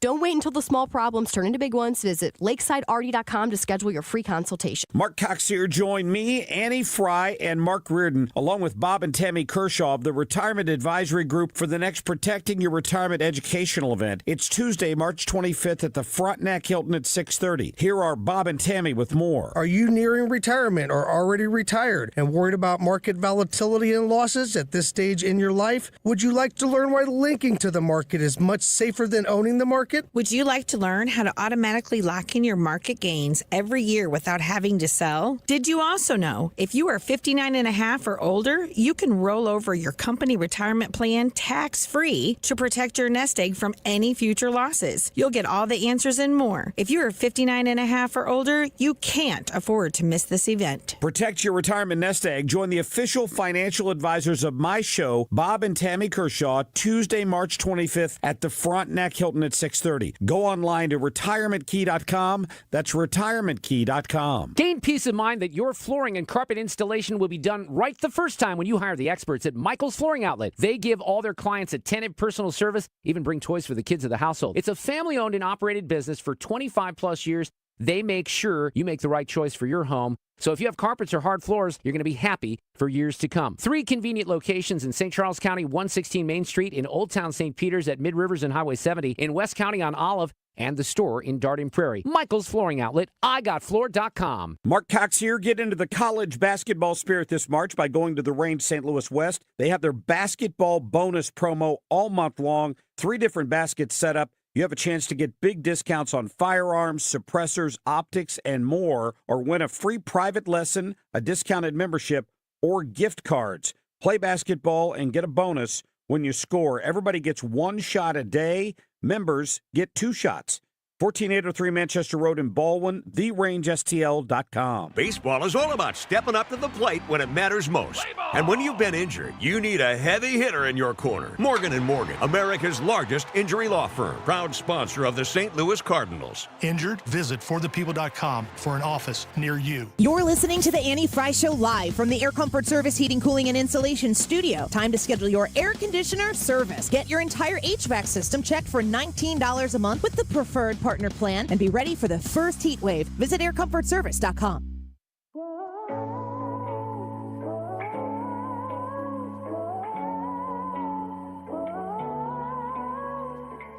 Thought I'd never be waking on the kitchen floor, but here I lie, not the first time. Now my morning has broken, and it brings $20 trillion in debt. Then you think the average American only makes 66 grand a year.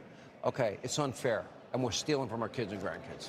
Sean, I couldn't agree more. That's the reason I came out from behind my desk about a year and a half ago, because I was just shocked what the last administration did to us. This is the biggest deficit that we've had when we're not at war and not in a recession. 6.7, 6.8% of GDP, and they just blew out the spending. And now President Trump has a plan to bring it down slowly, and it's what I call we're going to reprivatize the economy. So there is the Treasury Secretary, Scott Bessent, talking about the privatization of the economy. Real quick before we get to our next guest, because this is breaking news. We just got done speaking with former Senator Jim Talent. Real quick from Fox News, Ukraine on Tuesday accepted a deal put forward by the Trump administration during a meeting in Saudi Arabia and a step forward for securing a ceasefire and an end to its war with Russia. Marco Rubio told reporters, quote, "We'll take this offer now to the Russians, and we hope that they'll say yes." So that was some development in the course of one commercial break. Wow, couldn't have planned that better. Now let's fix the economy in one break with Taylor Riggs, who joins us now, co-host of the Big Money Show on Fox Business. You can follow her on X at Riggs Report. Taylor, welcome to the show. Thanks for being with us here today. Thanks for having me.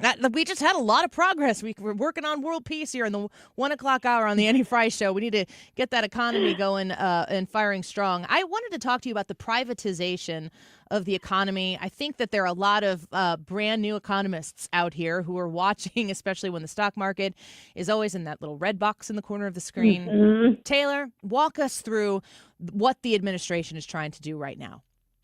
Yeah, the best way that people have explained it to me is when you have a patient on life support and you think this economy has been on life support via all the public government spending, when you take the ventilator or the life support off, there are some wobbliness to it until that patient learns to breathe and walk on their own. And that's what we are doing with this economy. I think the president is trying to get us off the life support of just public spending, public hiring, and throwing money after everything, and trying to say, hey, look, there is going to be a transition period, but eventually for this economy to stand up on its own, we have to reprivatize this entire thing that we're doing. So it is absolutely a transition period, especially when you take a look at the markets last week, yesterday, and a little bit today, where there certainly is some uncertainty. But I think the president has done a good job when he says, bear with me. This is going to take some time, but the only way to do this in the long run is to get the private sector much more involved. And unfortunately, we're competing with countries like China, where they think in 100-year terms. They don't think in 2-year election cycles. So they have the ability to do the hard things without the political fallout. We always don't have that luxury because every 2 years there's a midterm or an election. Mm-hmm. And so I think they're trying to do this, but also this administration has to be careful that there are midterms in 18 months, right. Next fall. And so, 1 day, 1 week, 2 weeks in the stock market doesn't worry me. But if you're starting to see some businesses just say, hey, we're feeling a little bit of uncertainty, or consumers are starting to pull back, you don't want to see that for prolonged periods of time. So I think it's smart. I appreciate you highlighting how President Trump, he didn't say, I'm going to implement, my vision for the United States economy, for the privatization of it, and it's going to be great immediately. He has been very open and honest about, listen, in order to get from point A to B, we're going to have to move through some obstacles, and it's not going to be the easiest thing. Do you think that what is occurring right now, this was part of the understanding when the Trump administration began to implement these economic policies, that this is what they expected? Yeah, I think some economists and those on Wall Street might be a little frustrated at the messaging. I've been hearing a lot about tariffs, and I'm not hearing enough about tax cuts. Trump 1.0 was so successful because it was tax cuts and deregulation that reignited the economy to withstand tariffs that the president views are needed in the long run to bring jobs back from China and overseas and to just play by the fair rules. So if tariffs are a tool to get there, I think the market's with him on that. But we're now sort of waiting for the good stuff, right? The tax cuts and deregulation. The good news is we are looking at a continuing resolution bill, which they want to pass through September, and then they can then use that as a jumping off point for tax cuts.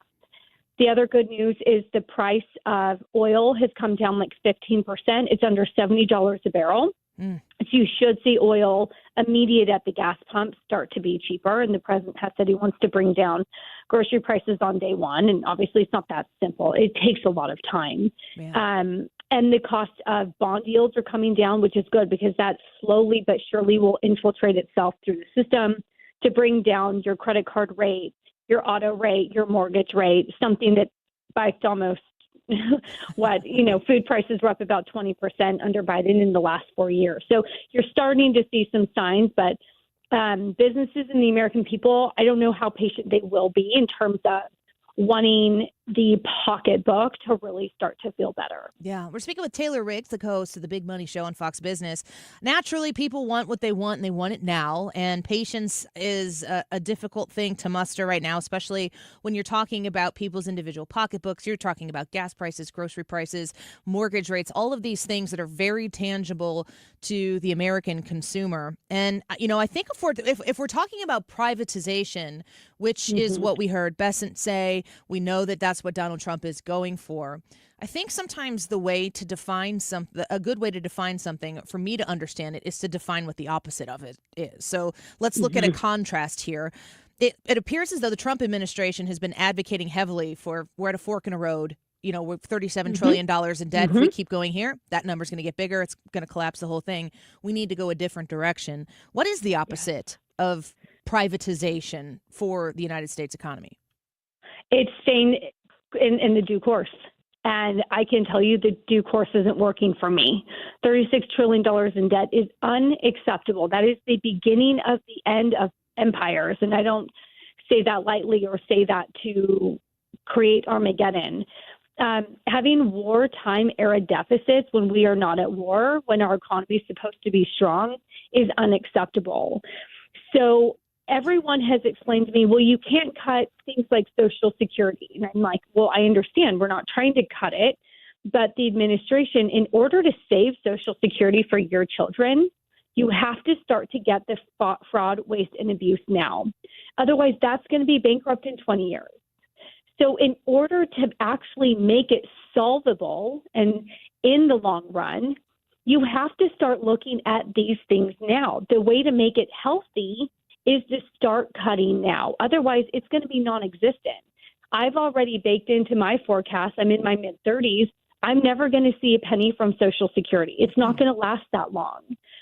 So if I want a shot at it, we have to start looking at it now, or it won't even be around for me. Yeah. So that's the message they're trying to get out. Not to sound Armageddon, not to sound alarmist, but in order to make this economy stronger, you have to start cutting. And we don't have an option. And I think the frustration is Republicans have been warning about debt deficits for 20 years, and it hasn't ever been a bad thing. Yeah. I'm like, well, what do you mean? We just keep adding debt. I haven't seen the problem in my family. And so it's sort of been a crying wolf situation.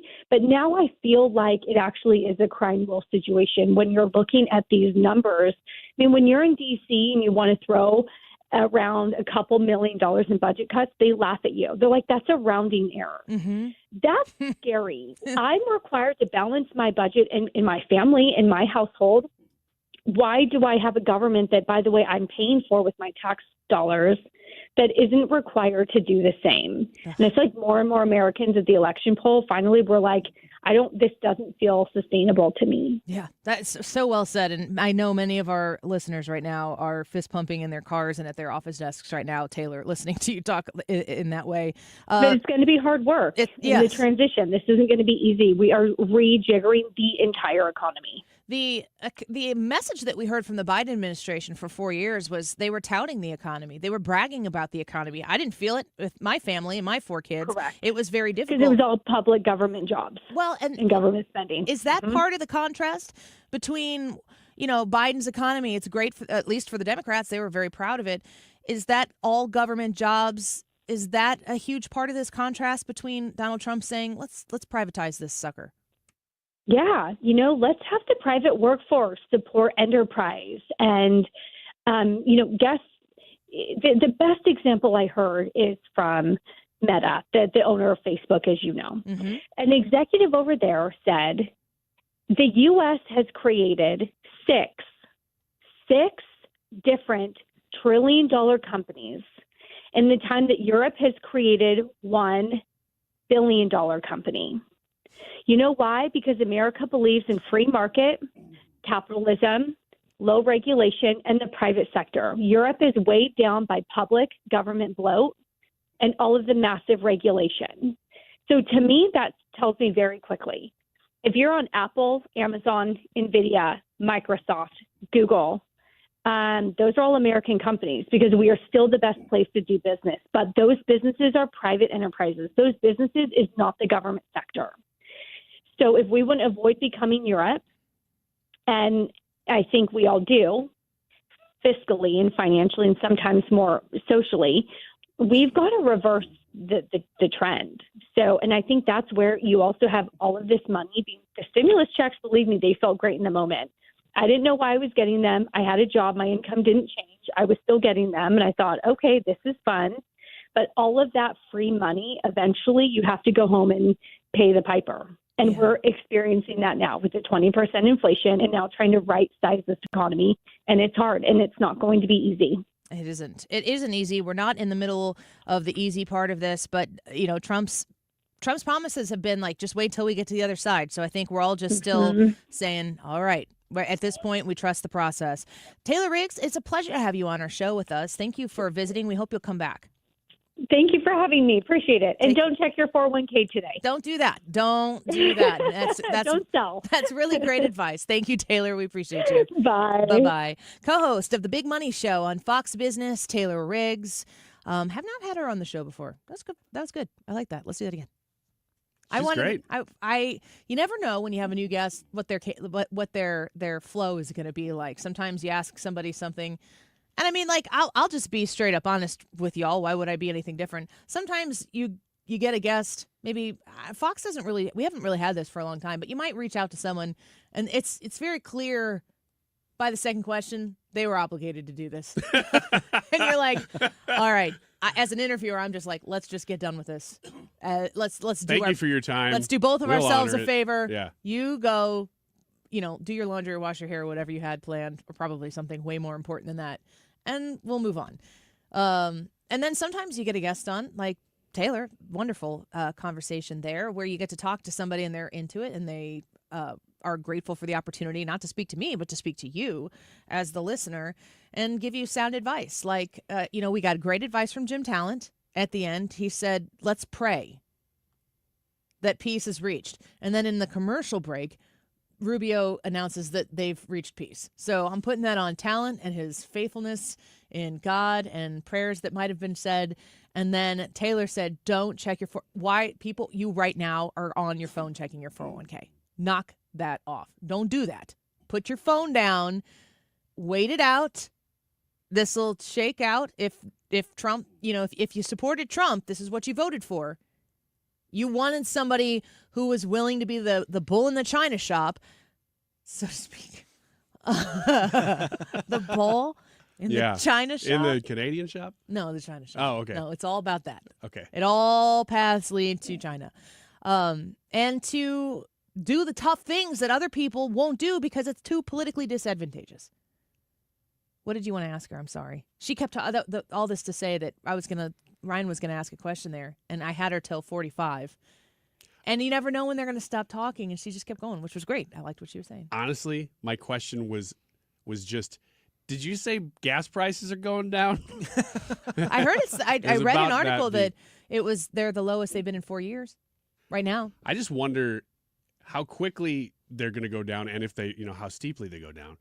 And then also, this is something that the three of us talked about quite a bit during the campaign season. If you just open up American Energy, you're going to save a lot on the prices of goods, especially groceries, because of the price of shipping. And I just wondered, just what her thoughts were on that. I remember when Donald Trump got the tax cuts passed, and businesses got major relief with those.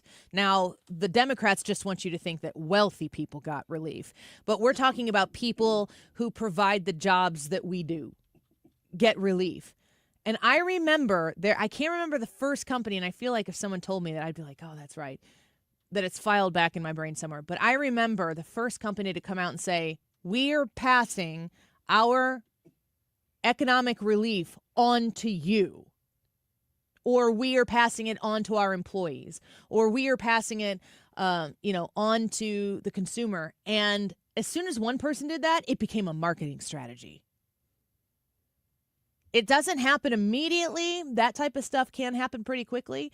But when energy prices go down and the cost to ship goods, the cost to make goods, and all of that stuff goes down, I hope that businesses understand that they are going to have the most pro-business administration right now that they might ever have, and that they quickly give credit where credit is due, because I think Trump will like that. I think Trump will like the sound of the thank you, Donald Trump, for doing this. We're passing it on to consumers, because if I were in charge of that business, I think that might create more business-friendly policy coming from the administration.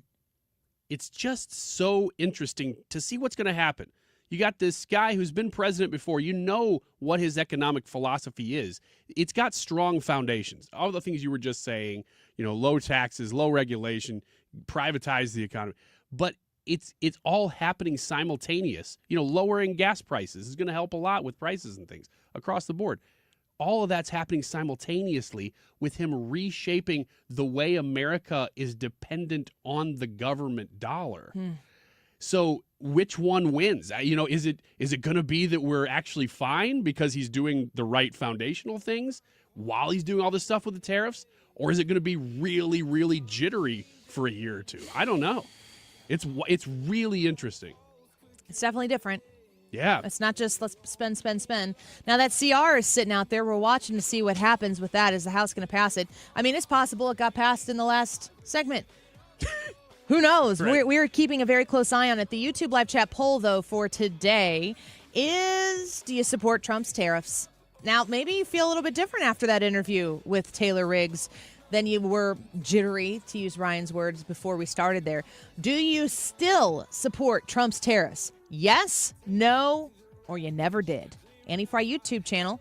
Weekends America next. You okay with that? Yeah, let's do it. All right, we'll be right back. This is the Annie Frey Show. Find the podcast, on-demand audio, and more at 971talk.com/Annie.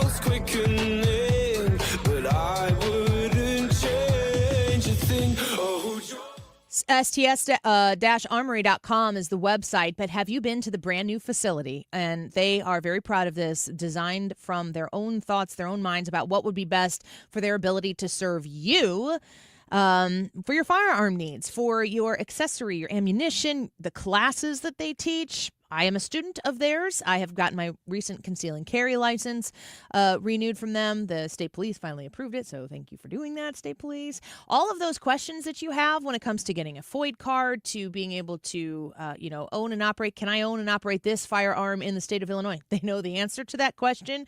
There isn't one that they don't know. And honestly, if you could come up with a question that they didn't have the answer to, they know all of the people who can answer those questions for you, and they work for that. Actually, so much so that some of the bigger bigger area businesses around here that do sell firearms, if they don't have an answer to a question or if there's a FOID problem, they say go to STS Armory. The people in the business recommend STS Armory. I certainly do as a customer of theirs, and I hope that you'll check them out for your firearm needs in Illinois. And be sure to tell them Annie sent you. STS-armory.com. Since we have lawyers in all 50 states, I see and hear lots of lawyer ads. It seems that most are bragging on what they got their clients. But be careful. If you heard that someone sold their car for $500,000, you would be impressed. But if you later learned that it was a rare $10 million Ferrari, would you say that person got screwed? And that's before you even know if it's true. Who is fact-checking? And how much went to medical bills and lawyers' fees? If you want to get an idea what your case may be really worth, visit forthepeople.com and go to settlements and verdicts. You will see what a law firm like ours is capable of. And fact check for yourself. All that glitters is not gold. We became America's largest injury firm for a reason. We won big, a lot. At Morgan & Morgan, we represent consumers. Morgan & Morgan, forthepeople.com. Injured? Dial pound law or visit forthepeople.com for an office near you. We've been here 30 years, 30 Christmases in this house, and we have the traditions that most families have. That's Terry talking about her experience with Rhino Shield ceramic coating. We did Rhino Shield 14 years ago, and the house still looks the same as the first day. Rhino Shield really worked with me to help me get just the right nice soft yellow, and it's 14 years later, and it's the same color. The main reason Terry called Rhino Shield is because it's backed by its 25-year transferable warranty. It just sounded wonderful that we could have the house coated with Rhino Shield and not have to worry about it again for 25 years. Take it from Terry. Give Rhino Shield a call now for a free evaluation. 877-25-RHINO. 877-25-RHINO. Or visit 877-25rhino.com. There have been neighbors that have come by and said, "Did you just have your house painted?" Because they wanted to know who the contractor was. And I said, "No, it's actually Rhino Shield." 877-25rhino.com. Do you ever wonder if you've saved enough to retire? Discover how you could make your money go a lot further in retirement in a 3-hour adult education class called Retirement Planning 101. Hey guys, it's Dave Glover here. This one-night class is taught by a fiduciary advisor from Financial and Tax Architects with decades of financial planning experience, and they're held at colleges and libraries throughout St. Louis. You'll learn about reducing your taxes, maximizing your Social Security, paying for health care, and more. There's no cost. We would ask that you bring 3 canned goods that we're going to pass on to the St. Louis Crisis Nursery. So you have 2 jobs when it comes to retirement, in my humble opinion. One is saving the money, putting it away. And then the other, just as important, is how do you take it out and what do you do with it after that? Find out at Retirement Planning 101. Simply call 314-350-8110. Again, no money necessary. 314-350-8110. 350-8110. Today's YouTube live chat poll is economic. It's, do you still support Trump's tariffs? Your options are yes, no, or never did. That's today's YouTube live chat poll. Let us know what you think. We'll give you the results in a little over an hour. 1:51. This time check is sponsored by Jerry Kelly Heating and Air Conditioning. It's time for a $98 furnace tune-up. Hey, it's Mark Cox. Join me and the St. Charles County Republican Central Committee for the Lincoln Trump Dinner Friday, March 21st at Old Hickory Golf Club. Get your tickets now and learn about sponsorship opportunities at 971talk.com/events.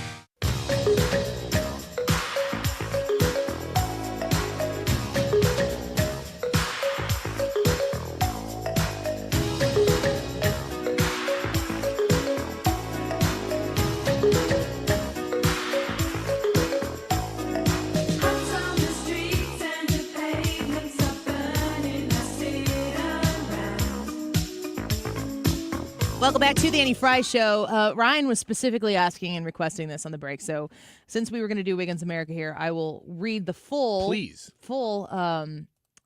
breaking news from... Get this comment off of here. Get that out of there. Come on. What are people doing around here right now? People want to talk and comment, and that's cool. I'm glad they are. Yeah, as long as it's on the YouTube channel. Right. Anywho, FoxNews.com, Ukraine accepts deal, says Rubio. We'll take this to the Russians. The actual report here, Fox News says Ukraine on Tuesday accepted a deal put forward by the Trump administration during a meeting in Saudi Arabia in a step forward for securing a ceasefire and an end to its war with Russia. We'll take this offer now to the Russians, and we hope that they'll say yes, Secretary of State Marco Rubio told reporters. Rubio, standing alongside National Security Advisor Mike Waltz. Advertisers, there we go. They keep refreshing. Stop it. I'm not moving anything, just for the record. Just, Hands yeah. up.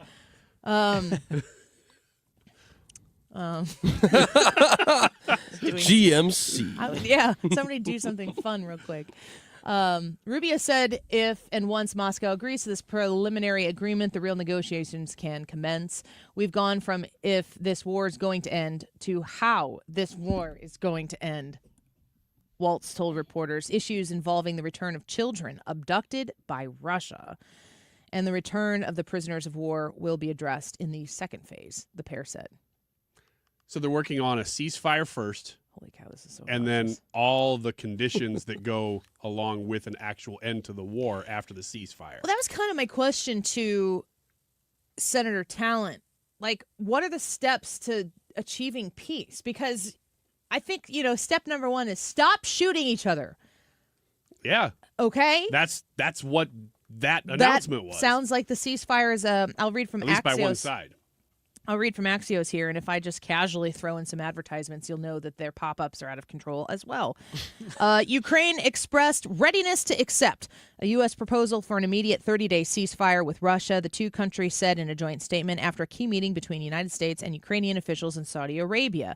A ceasefire, if implemented, would be a major diplomatic breakthrough in the 3-year war. Remember when this happened? We were watching it live. Almost exactly 3 years. Yeah, between Russia and Ukraine, but the Kremlin has yet to weigh in on the U.S. proposal. The ball is now in their court. That's from Marco Rubio, quote. During the meeting, which lasted more than 5 hours, the United States agreed to lift its suspension on intelligence sharing with Ukraine and resume weapon shipments to the country, which were paused 10 days ago. There you probably have the catalyst to making this work, because Donald Trump said after Zelensky was not coming back to the table, at least on the faithful peace agreement talks. He said we have to be in a position where we're in good faith negotiating peace, and that didn't really happen. Zelensky did a mini world tour and reposted everybody in the world who said, we stand with Ukraine. Good grief. You want to talk about who stood with Ukraine? It's the United freaking States. In dollar, in word, in resolve. And we've said, we've stood with you. This can't go on forever. It needs to end. Your people are dying. Something needs to give. After weeks of pressuring the Ukrainians, the U.S. side signaled the pressure is now on Russia. The Russians say, no, we will know what the impediment is here. Good to know, said Rubio. Well, good to know, said Annie. Rubio said that. National Security Advisor Mike Waltz said Ukraine has not only accepted the U.S. proposal, but also presented its principles for a comprehensive peace deal, including the security guarantees that it requires. Waltz also said Trump made it clear to his team and through them to the Ukrainians that all fighting needs to stop, not just air and missile strikes. Are we going one more minute? We can go one more. Okay. The United States-Ukraine statement said the ceasefire is subject to agreement from Russia, obviously, and could be extended beyond 30 days by mutual agreement between Kiev and Moscow. Remember when everybody said Kiev, and then we were told it's Kyiv because that's how the Ukrainians said it? And only patriots said Kyiv. Yes. Everybody else that was pro-Putin said Kiev. That's how you would know. Yep, that's how you knew. What's the dish? Isn't there a Kiev dish?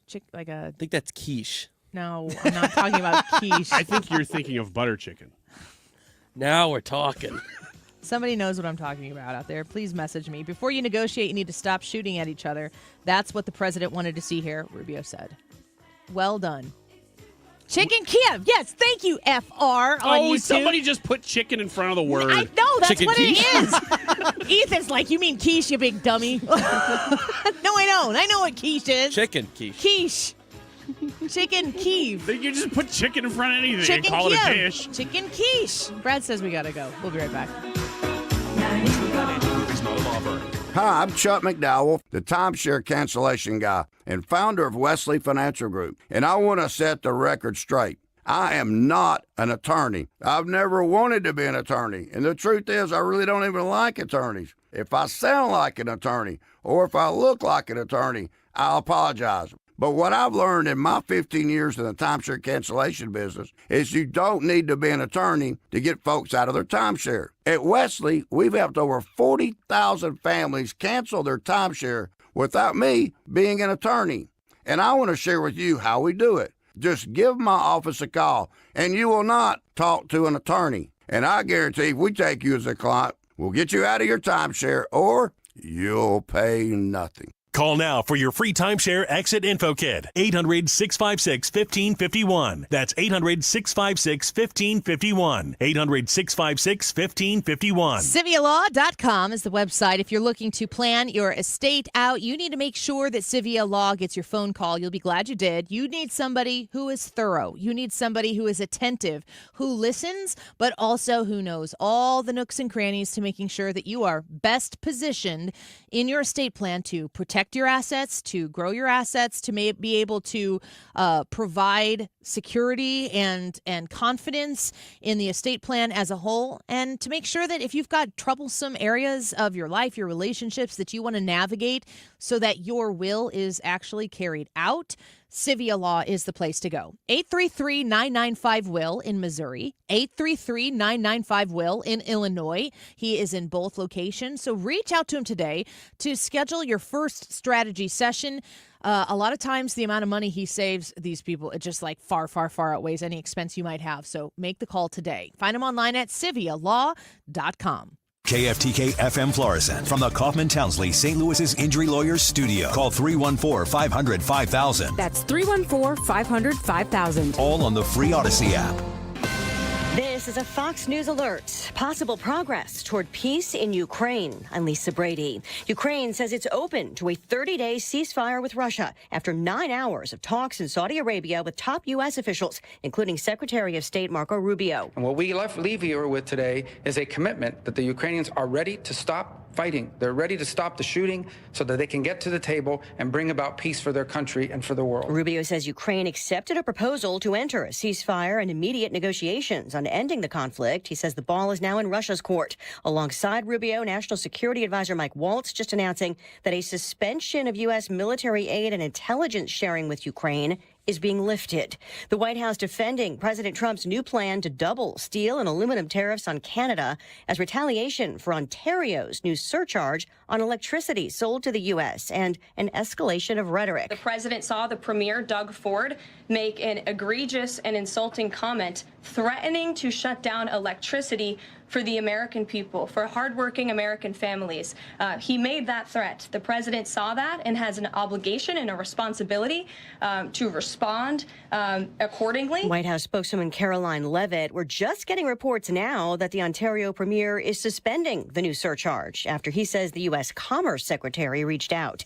Federal safety investigators now recommending a ban on some helicopter flights at Reagan National Airport after the midair D.C. collision between an Army helicopter and regional jet that killed 67 people. The existing separation distances between helicopter traffic operating on Route 4 and aircraft landing on runway 33 are insufficient. National Transportation Safety Board Chair Jennifer Homendy says that poses an intolerable risk to aviation safety. The January collision remains under investigation.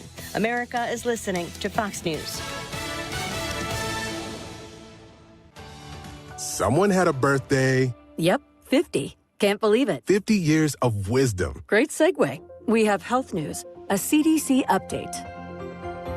Pneumococcal vaccination is now recommended for adults 50 or older. Says here, we're over 6 times more likely to be hospitalized with pneumococcal pneumonia than adults under 50. I don't love those odds. Same. Look what I found. Pfizer's Prevnar 20 is proven to help protect adults against pneumococcal pneumonia and invasive pneumococcal disease in just 1 dose. And millions have already gotten it. Continued approval may depend on a supportive study. Don't get Prevnar 20 if you have a severe allergy to its ingredients. A weakened immune system may lower your response. Common side effects include injection site pain and swelling, fatigue, headache, muscle, and joint pain. For full prescribing information, please call 1-855-213-2138. Visit Prevnar20.com or talk to your doctor or pharmacist. I'm on Prevnar20.com now, scheduling my appointment. Good idea. and happy 50. Air Comfort Service, heating, cooling, and insulation, weather. Chief Meteorologist Dave Murray. Super weather continues on this Tuesday afternoon. Sunshine and 78, way above average temperatures. Tonight, mostly clear, delightful evening, 49 for the low. Wednesday, mostly sunny, 75. Thursday, sunny and 76. Some showers and thunderstorms developing Friday afternoon and well into Friday night. We'll have to keep an eye on that. This is 97.1 FM Talk. Chief Meteorologist Dave Murray. Well, let's go to I Got Floored right now, igotfloored.com together and see what Michael's Flooring Outlet's website has to offer, because igotfloored.com is a great place to start your shopping for your new flooring. Now, one of the things that they have available for you to read at igotfloored.com is reviews. So you can go through and see what other people have said about their experience with Michael's Flooring Outlet, and you can see the confidence that they have about being able to shop there, to appreciate the service, the quality. They have almost 2,000 reviews all up there, and they have a 4.9 star rating, which is pretty absolutely fantastic. I love working with Kim. She's super knowledgeable and has great suggestions. That was just 19 hours ago. Knowledgeable, friendly salespeople, and the installers were great. They were on time, and you could tell they were experienced in their field. Leah says knowledgeable, friendly salespeople, and the installers were great. They were on time, and you could tell that they were experienced as well. A lot of people giving that same type of confidence vote in what it's like to work with Michael's Flooring Outlet. And when you go to see them and you start the process to purchase your flooring, you're going to see quickly why so many St. Louisans have kept them in the business for 30 plus years. You can find them online at igotfloored.com. Mark Cox here. Join me, Annie Frey, and Mark Reardon, along with Bob and Tammy Kershaw of the Retirement Advisory Group for the next Protecting Your Retirement educational event. It's Tuesday, March 25th at the Frontenac Hilton at 6:30. Here are Bob and Tammy with more. Are you nearing retirement or already retired and worried about market volatility and losses at this stage in your life? Would you like to learn why linking to the market is much safer than owning the market? Would you like to learn how to automatically lock in your market gains every year without having to sell? Did you also know if you are 59 and a half or older, you can roll over your company retirement plan tax-free to protect your nest egg from any future losses? You'll get all the answers and more. If you are 59 and a half or older, you can't afford to miss this event. Protect your retirement nest egg. Join the official financial advisors of my show, Bob and Tammy Kershaw, Tuesday, March 25th at the Frontenac Hilton at 6:30. Go online to retirementkey.com. That's retirementkey.com. Hair Volume is the best-selling hair tablet in the world in one of many award-winning natural hair products from New Nordic. Purchase at newnordicusa.com or CVS. That's newnordicusa.com. You're listening to the Annie Frey Show live from the Air Comfort Service Heating, Cooling, and Insulation Studio. Air Comfort Service is hiring licensed journeymen. Don't have a journeyman license? Air Comfort Service will help you get it. Get guaranteed hours year-round and more. Apply online at aircomfortservice.com. It's fish fry season on the Mark Reardon Show, and we're inviting you to join us this week. We'll be in Colville at the Knights of Columbus Hall. So if that's your neck of the woods, grab a meal and say hello. The annual tradition continues. Fish Fry Fridays on the Mark Reardon Show. That is exactly what I needed to hear. Thank God someone here knows what they're talking about. That's us. That's right. Gotta love this American ride. All right, you need to take the time and get the full picture.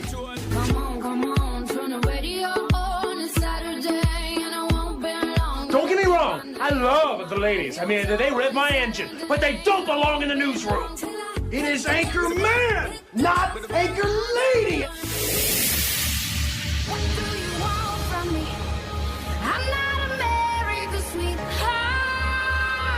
Goodness sake, kid. Keep your voice down. Your father's listening to the radio. I'm not America's sweetheart. This is the Annie Frey Show.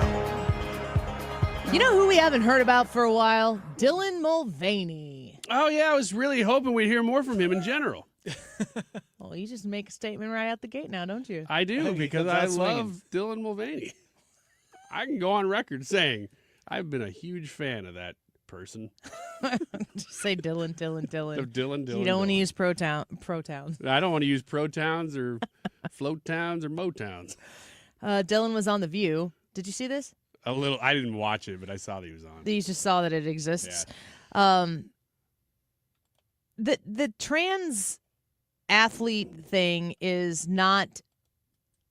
I don't feel like they are winning the argument, that the left is winning the argument to have transgender women participate in sports. Every time that conversation is engaged in, it always feels very much so like they know that they need this to be made to be socially okay. Like, we need transgender women to be able to participate in sports, because even if it's absurd, if we concede the ground that maybe there is something that makes that not fair, then the whole house of cards comes down. Agreed. There is a difference to me in a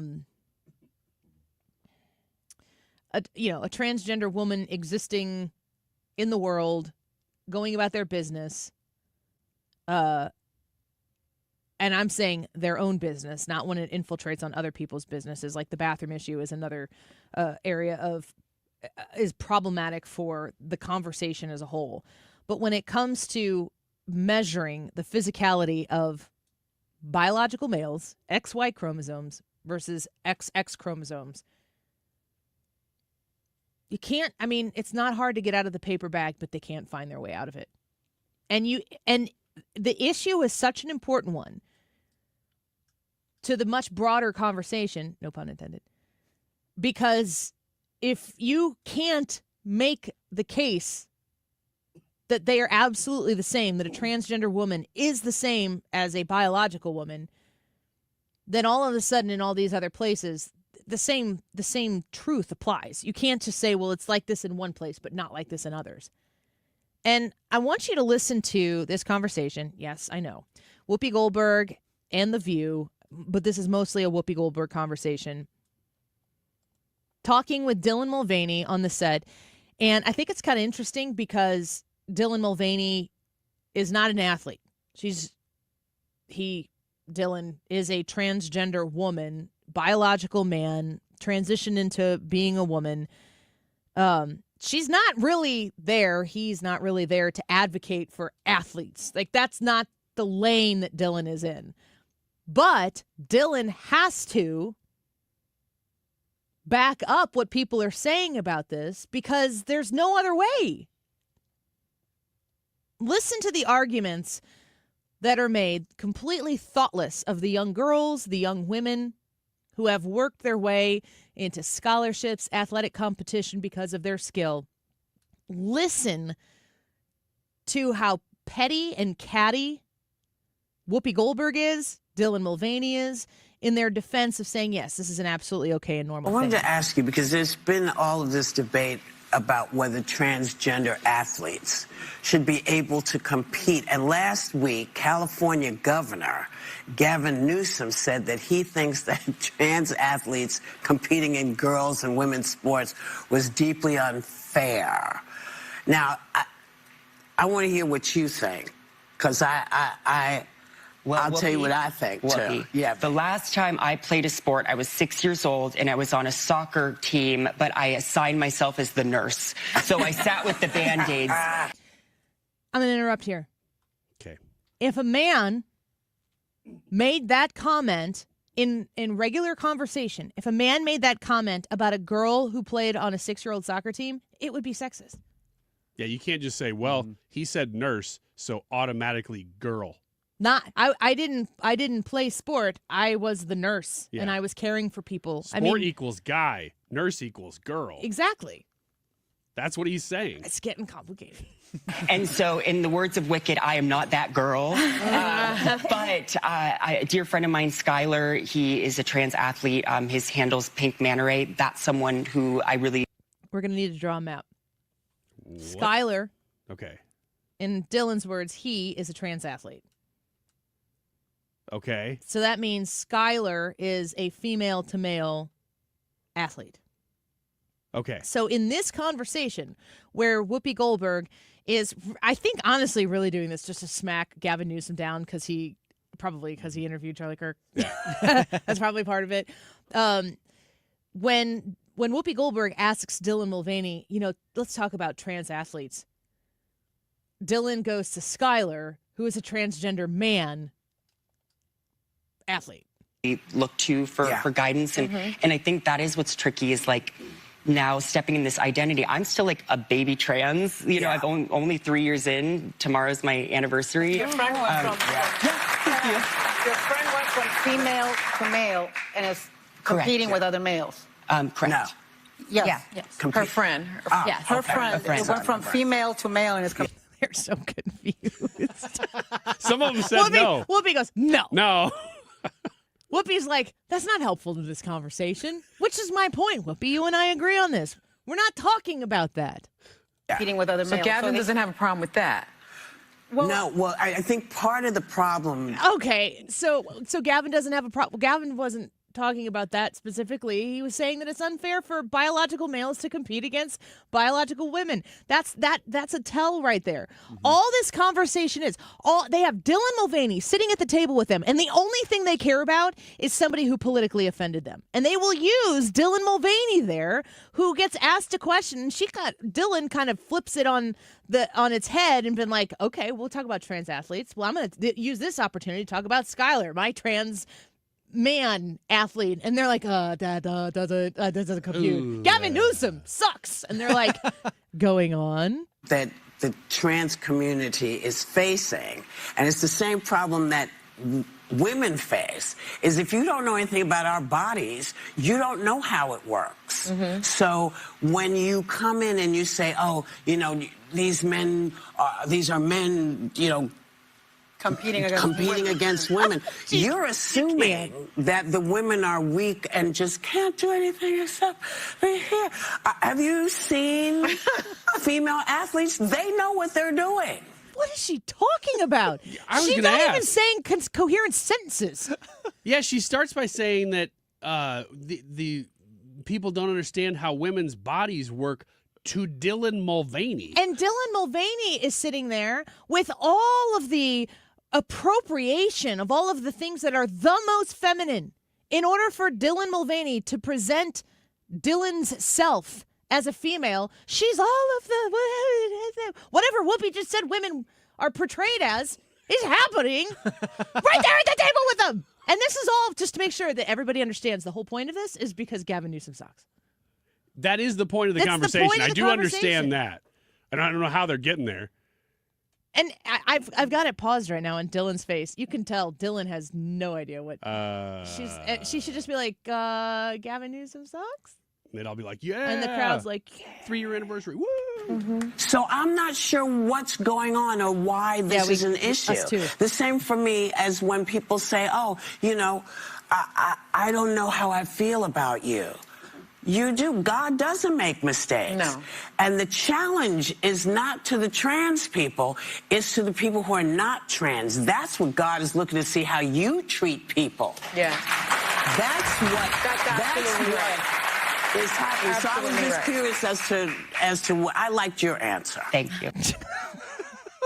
Yeah, it's better than yours. Oh man, you know what? When you listen, could you summarize what her point was there? No, I really can't. I have no clue what she was trying to say because she seems to be making contradictory points within herself and within the trans argument. If she makes points at all. There isn't a connect the dots in any way, shape, or form, but they have Dylan Mulvaney on the stage at the table, and they want to make the case, and she did at the end. So you got to listen to how she talks at the end. She says God doesn't make mistakes. The implication that any one person on earth would A, make mistakes, or be broken, or be sinful. I am one of those people. The sins that I commit, the behaviors that I participate in that are wrong are not God's. They're mine. And that brokenness that exists in me, and I'm talking about Annie Frey only here. I have so many faults, and I have so many things about me that are broken, that are against God's design, his original perfect design. It is a brokenness and a sinfulness that exists about me. And the only reason why I'm taking this to church is because Whoopi started it. So here we are. You want to talk, Whoopi, if you want to invoke God into this conversation, which has something to do with Gavin Newsom's distaste for transgender women competing against biological women in sports. Remember, that's where it started.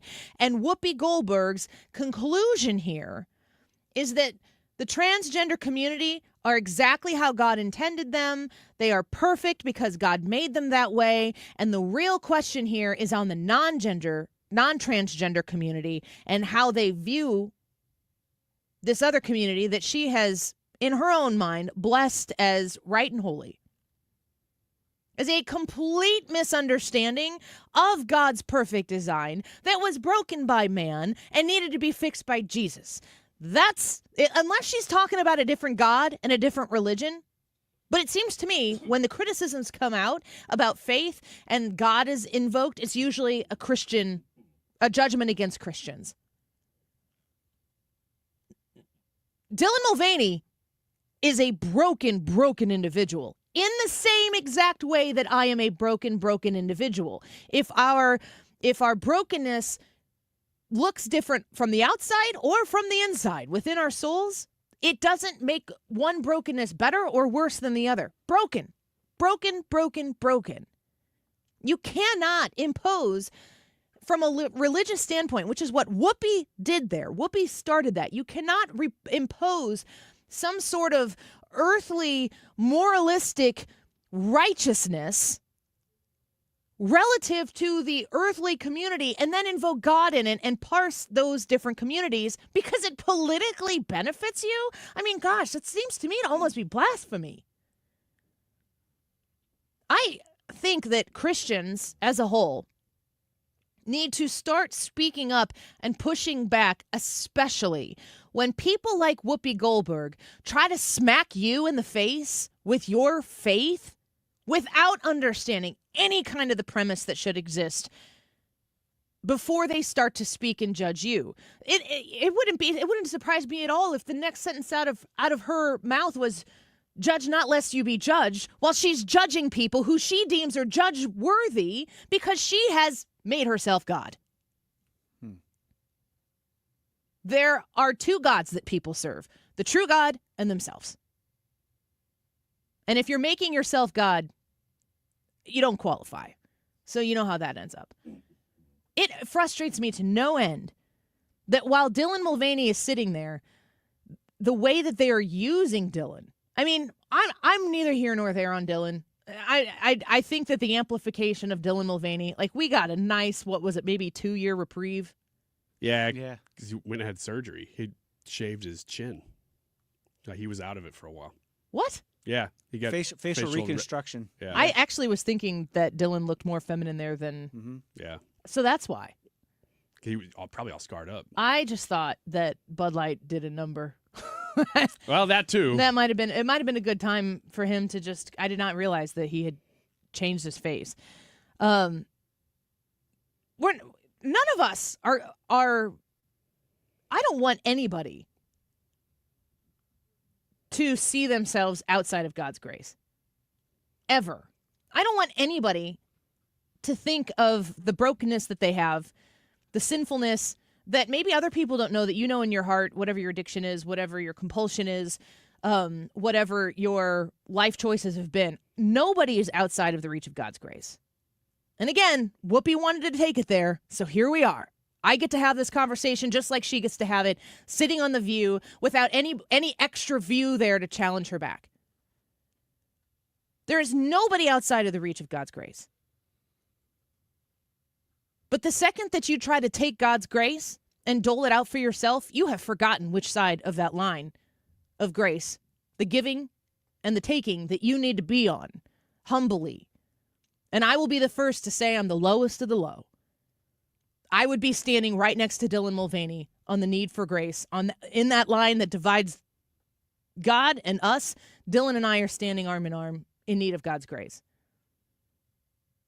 And I'm not going to use Dylan or any sort of community that is out there to try to disparage some religious group because it in some way, shape, or form helps me politically or that it somehow or another ties back to a point that you can't even actually make with your own words. They have no point.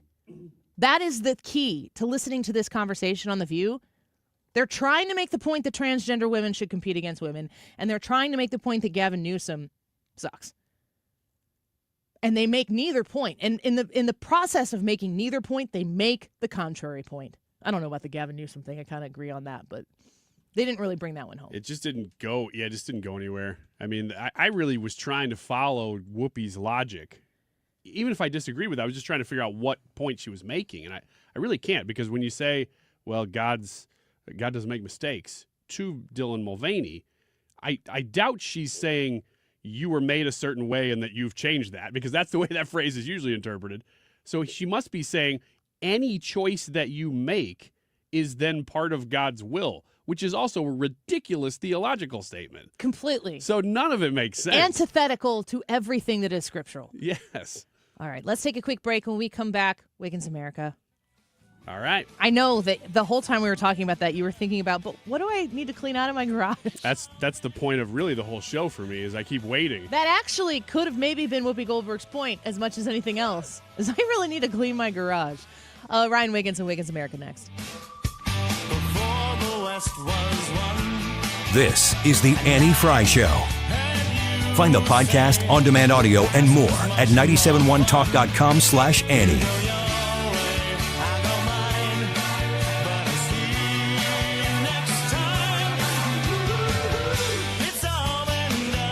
Point Pest Control, 636-798-0023. A reminder, Point is with an E. If you want your house to be rid of the bugs, the critters, the ants that are coming in, oh gosh, it's beautiful outside again today. It was beautiful outside yesterday.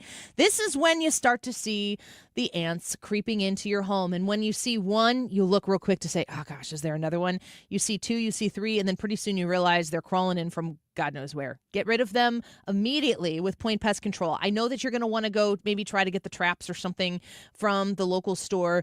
Those don't do the trick. Ants can appear any time of the year, but when the weather warms up, the ants come into your home. During spring, populations begin establishing nests, gross, and setting up foraging trails for the colony, even grosser. Once summertime hits, the ant populations begin to reach peak numbers. Get ahead of it with Point Pest Control. 636-798-0023. I myself am a happily paying quarterly customer of Point Pest Control, and I encourage you to go figure out how to get them into your home ASAP to make sure you are critter-free in your home as well. Point with an E, pointpestcontrol.com. Hey, it's Tom Ackerman. Where do you go for your annual eye health examination? Ophthalmology Associates, of course. Doctors Greg Birdie and Ranjan Malhotra. Dr. Robert Bersati, he's the one I saw. Or Dr. Andrew Royer. They are available to you and are there to take care of all your vision needs at Ophthalmology Associates. They're on Manchester Road, a half mile west of 270. Your vision is their business at Ophthalmology Associates. In fact, many of their patients are doctors themselves. That's why they call themselves the doctors, Ophthalmology Associates. Are your eyes itchy and scratchy? It could be more than just allergies. They're the leaders in dry eye diagnosis and treatment. They're the leaders in LASIK and discussing those procedures. And if you're having difficulty reading or driving at night, you have glare from oncoming headlights, could be early signs of cataracts, and they can talk to you about multifocal lens implants. Ophthalmology Associates, youridoc.com. Hey, it's Mark Reardon for Underdog Fantasy, and from fast breaks to buzzer beaters to block parties, there's nothing as exciting as basketball. With Underdog, you can bring that excitement to wherever you watch. Playing on their app is as easy as choosing higher or lower on a player's stats, like threes made, points, rebounds, and more. Get those selections right, you can win up to 1,000 times your money. Millions of fans have won billions on Underdog. Will you be next? Join in on the fun by signing up for Underdog today using the promo code MARKR, and you'll get a free selection as part of your first cash entry, plus up to $1,000 in bonus cash when you deposit. It's really easy. It's a lot of fun. You can make basketball picks. You can also create entries with other sports like the NHL, mix and match. You make the call. It's a lot of fun. Do not miss out. But again, when you sign up, don't forget to use the promo code MARKR, M-A-R-K-R. Must be 18 plus and present in a state where Underdog Fantasy operates. Terms apply. Concerned with your play? Call 1-800-GAMBLER or visit ncpgambling.org. Hey, Jimmy Fallon here with a quick listening tip for you. If you miss Fox Across America or any of your other Fox News favorites, do not worry. I got you covered. You can stream previously aired shows with Rewind, available exclusively on the free Odyssey app. So if you're busy work days, it doesn't mean you have to miss out on the news. Listen to your Fox shows on your time with Odyssey. To get started, just download the free Odyssey app and search for Fox News Radio. That's Odyssey, Audacy. I'm spelling it out in case you're a little slow like me. Why do the national tax resolution firms need the tiny fine print at the bottom of all their TV ads? Hi, this is Lance Story with the Lance Story Law Firm. You don't hear fast-talking disclaimers in our ads because the claims we make are 100% transparent. The Lance Story Law Firm primarily focuses on one thing, IRS problems, and we're regulated by the Bar Association, and we have a AAA rating with the Better Business Bureau. IRS issues are serious legal issues. The Lance Story Law Firm has helped thousands of clients navigate the best resolution plans, and we tell you up front exactly how much it'll cost. Tax resolution law is all we do. So before you send money to some out-of-town, high-pressure salesperson, give us a call at the Lance Story Law Firm, located right here in St. Louis. Call today to schedule your free consultation with me, 314-260-6120, or visit Lance, DRURYlaw.com. The choice of a lawyer is an important decision and should not be based solely upon advertisements. Hey guys, it's Mark Reardon. If you're struggling with low energy, performance issues, or weight gain, Game Day Men's Health has got you covered with testosterone therapy, ED treatments, and more in all of a relaxed man cave environment. At Game Day, you'll get a free testosterone test and consultation, all in just 1 hour. Game Day is the premier men's health clinic with locations in Chesterfield, O'Fallon, Missouri, and Glen Carbon, Illinois. Visit GameDayMen'sHealth.com. That's GameDayMen'sHealth.com. Get back in the game with Game Day Men's Health. Be a part of the discussion on the YouTube live chat poll today. Do you support Trump's tariffs? Let us know what you think. It is a yes, a no, or a never did today. 3 options.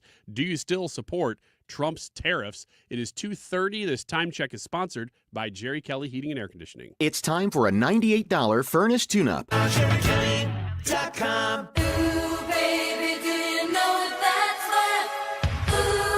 This is the Annie Frey Show. The Annie Frey Show is streaming online. Watch us live on YouTube and subscribe.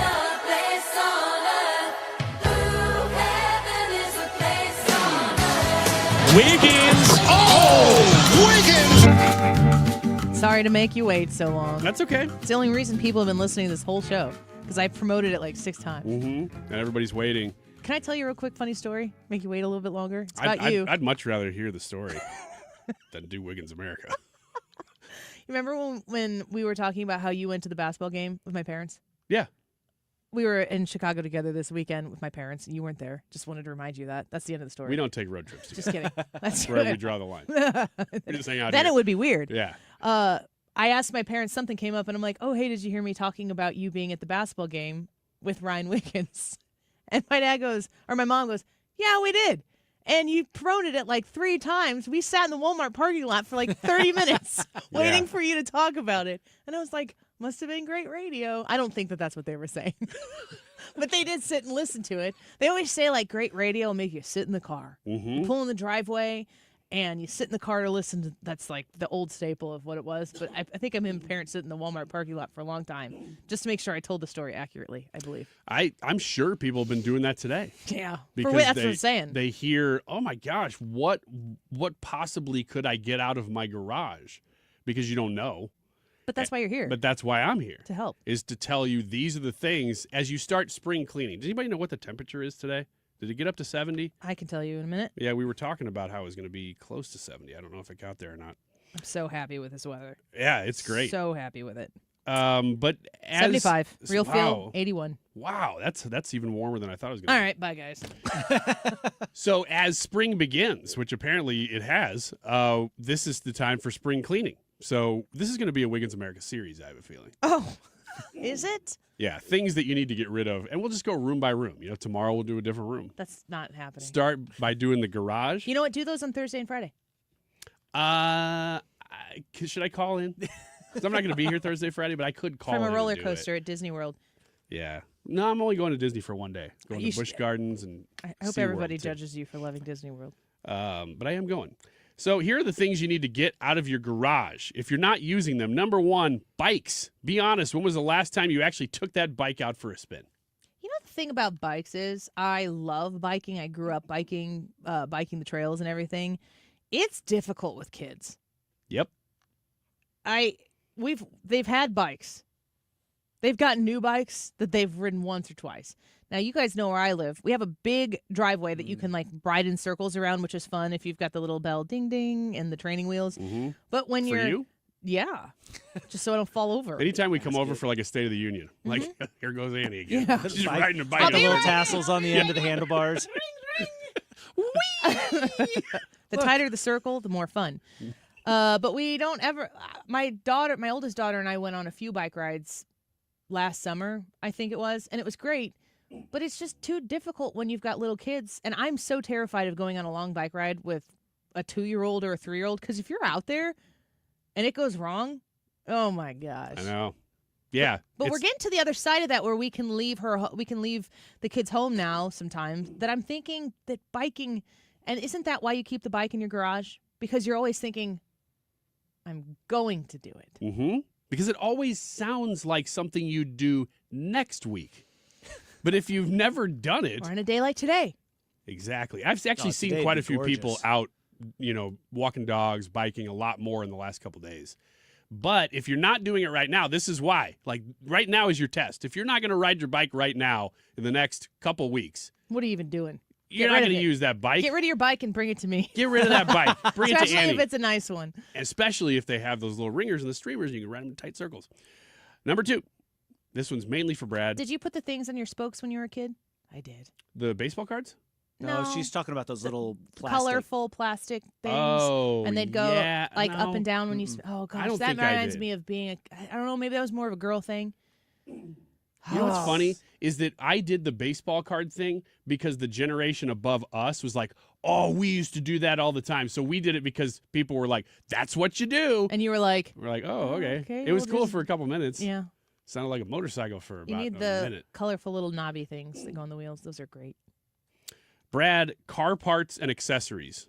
Why, oh, why are you still holding on to floor mats or a car parts that you sold from 5 years ago? I am not holding on to that stuff. You're not? No. Yeah, he's on top of it. I'm glad to hear that from I've you. got a lot of clutter, but old floor mats and car parts, everything that I've taken off my car when I've upgraded, I've gotten rid of. Keep it for like 2 weeks, make sure the new part works fine. What do you do with it? I throw it away. Can you just throw it in the regular trash? What's it? Like a TV? Like an old grill or something? Yeah. It's all plastic. Well, I'm going to add to this. It's not on the list. Now, if it's like metal parts, I'll take and scrap it. Yeah, You pile it up and you take it to the scrapyard or whatever. What about old tools and lumber? No, you keep the lumber. You got a bunch of lumber, don't you? That one piece, you're going to use it at some point. I have never. And if you don't use it, you died too soon. I've never, ever built anything. So you probably don't have scrap lumber laying around. I do have scrap lumber Why? laying around. I don't know. Well, you need to get I probably rid of yours. inherited with the house. And take it to Brad's. And it's still just sitting there. And there's a piece of wood sitting on the ground right now that I keep seeing and going, that's a nice piece of lumber. That's it. There will never be any usage of that lumber, but I can't throw it away. I actually used scrap lumber the past 2 days. I used one piece to hang my miter saw on the wall, and then I used the other piece to fix our recliner. Super resourceful. Incredible. I was thinking that if I ever use it, it'll probably be to build a car. That lumber would be a great idea. Let him go. Let him have his dream, Brad. I got to try. I want to see that. Soapbox. They told me that you could build a car out of Adobe on Saturday Night Live. Number 3, kitchen appliances, especially big ones. Old fridges. What about deep freezes that people might want to buy from you? Deep freezes is probably one of them. Do you want to still buy that from us? Yeah, but I still don't know where to put it. Okay. So no. I think the ultimate answer is use no. some of that scrap lumber and build a shelf. Oh, I'll build a deep freeze out of that scrap lumber. I don't think this goes on a shelf. But if you pay me for it, you can do whatever you want with it. What about an old ice cream maker? Anybody got anything like that? Stuff, bread makers, popular in 2020. Have you used it since? We definitely use ours weekly. I might have I might have multiple ice cream makers, like the Cuisinart one, and also Cuisinart? Cuisinart? Yeah. Cuisinart or Cuisine Art? Not that. I don't know what you're talking about. Just wondered. I don't know. Cuisinart. Not whatever the last one you said. Cuisine art. Especially when you say it I that wonder slow. if that's what they intended and they just went with Cuisinart. Because cuisine art sounds like something. We make homemade ice cream. So like the old wooden barrel with the spinner thing in it. Oh, there's nothing better than that. You do it in an old barrel?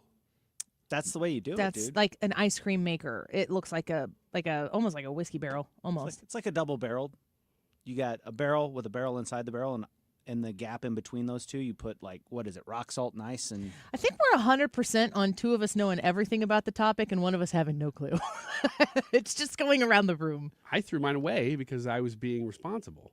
That's not irresponsible to keep it if you use it. This is responsible because he's pre-diabetic. Exactly. Next one is old luggage, suitcases that should be functional. Suitcases should be functional, not relics from 1990. If you have old suitcases, a good thing to do is find a mission, maybe a church or something, reach out to them because a lot of times they will collect goods like medicines or eyeglasses or something like that. That's the personal experience that I have where they will look for old luggage because they need to bring all of that stuff down there, but they're not taking it back home. So they take that luggage, fill it up with the goods that they need to bring it to wherever their mission is, and then the luggage can go elsewhere.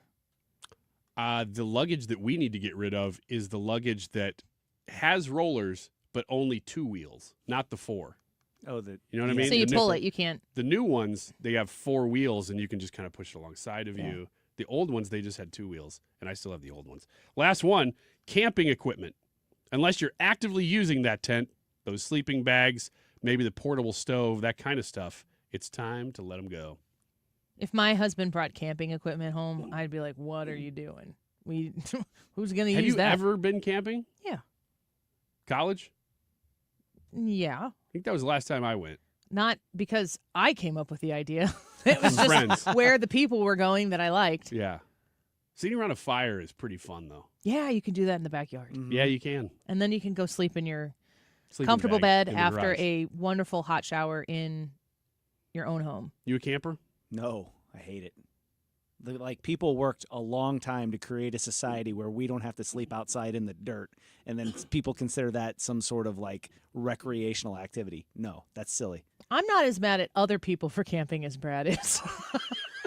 No, go do your thing. I but just don't want to do it myself. don't ask me. At won't. that point, I will judge you. Brian's got to change his whole weekend plans. Man, the only times I ever went camping was in college and right around that time. And it was so awful because it would rain a little bit or whatever, and the tent would say waterproof, and that was false. It happened multiple times with multiple tents to me. I remember going to a dumpster at a campground multiple times and just throwing my tent away. Ron says, but I do love a stay in a cabin with a hot tub, too. Okay, yes, same. Not camping. Not camping. No. Not camping. Last big question, do you guys even do spring cleaning? Is it a thing? Yeah. Because it's time. Yeah. If I take time off, I have to figure out how it works. But if I take time off with my kids over their spring break, my kids are like, "Are you taking off?" And they're looking at me like, say no, please go to work. The people need you on the radio. Because you're going to put them to work? Oh my gosh. It's like, remember last year I told the story about taking the crib apart? Yeah. The bedrooms, my kids' bedrooms, 4 kids, 3 bedrooms, clean with a toothbrush. And not clean since, so you guys, That's what's so sad. You put in so much work, and it looks amazing for a day, if that. Yeah, we did pretty well. They keep their rooms fairly clean. They have to sometimes be like, okay, no fun stuff until you go take care of that thing in your room. And then 30 minutes, maybe an hour, depending on what. I always want them to be like, do you realize how much faster it picks up if you just don't let it get out of hand? Oh gosh, the laundry in our house. It's absolutely wild. I picked up my son from a house yesterday, and he goes, "It was great. We had a good time, me and the other kid, and it was so clean." Oh, and I was like, you had no idea what he said there. Hey, you know what, son? I bet one of them doesn't work or works from home. Or works a lot and has somebody come clean the house. Or that. Or maybe they don't just actually live in their house. Yeah, it was all a staged home. It's a home you rent for the weekend. Oh, man. To impress us. YouTube live chat poll for today. Do you still support Trump's tariffs? Yes, no, or you never did support him in the first place? Annie Frey YouTube channel. Come vote. Let us know what you think. We've got 259 votes in right now. Let us know how you feel about it as well. Leave us a comment, and we will feature some of them throughout the course of the next segment. We'll be right back. Don't go away.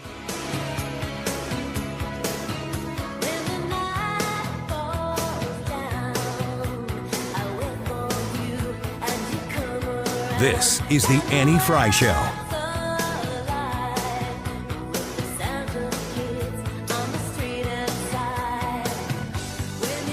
The Annie Frey Show is streaming online. Watch us live on YouTube and subscribe.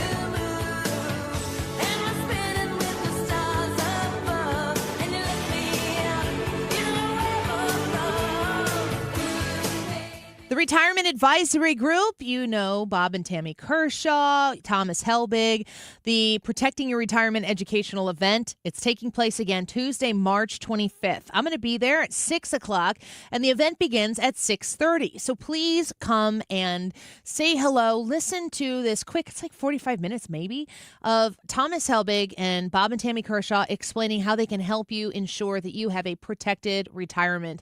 I know a lot of people are looking at what is taking place in the markets right now. If you're right there on the cusp of needing to retire, what does that mean for you? Don't have these frets. Don't worry about these things. Have a conversation with the Retirement Advisory Group. Listen to what they have to say at this free event and set up an appointment to sit down and talk to them about your personal situation. This is how you register to be there. It's free, but you do have to save your spot. 314-993-9494. 314-993-9494. Call them. Tell them Annie sent you. And show up on Tuesday, March 25th at the Frontenac Hilton. Come early if you'd like to meet me, Mark Cox, and Mark Reardon. I'll be there at 6. The event begins at 6:30 p.m. All the details online at retirementkey.com. Join Mark Patrick seminars. Lose the weight and stop smoking. Early bird specials $49.99. Seminar Sunday, March 16th. Holiday Inn, St. Louis Southwest, Route 66, St. Louis. Weight loss 11 a.m. Stop smoking seminar 2 p.m. Or Monday, March 17th, 4 Point Sheraton, St. Louis. Fairview Heights. Weight loss 5:30 p.m. Stop smoking seminar 8 p.m. This is attorney Todd Nissenholtz of Kaufman Townsley. Injured by a careless driver?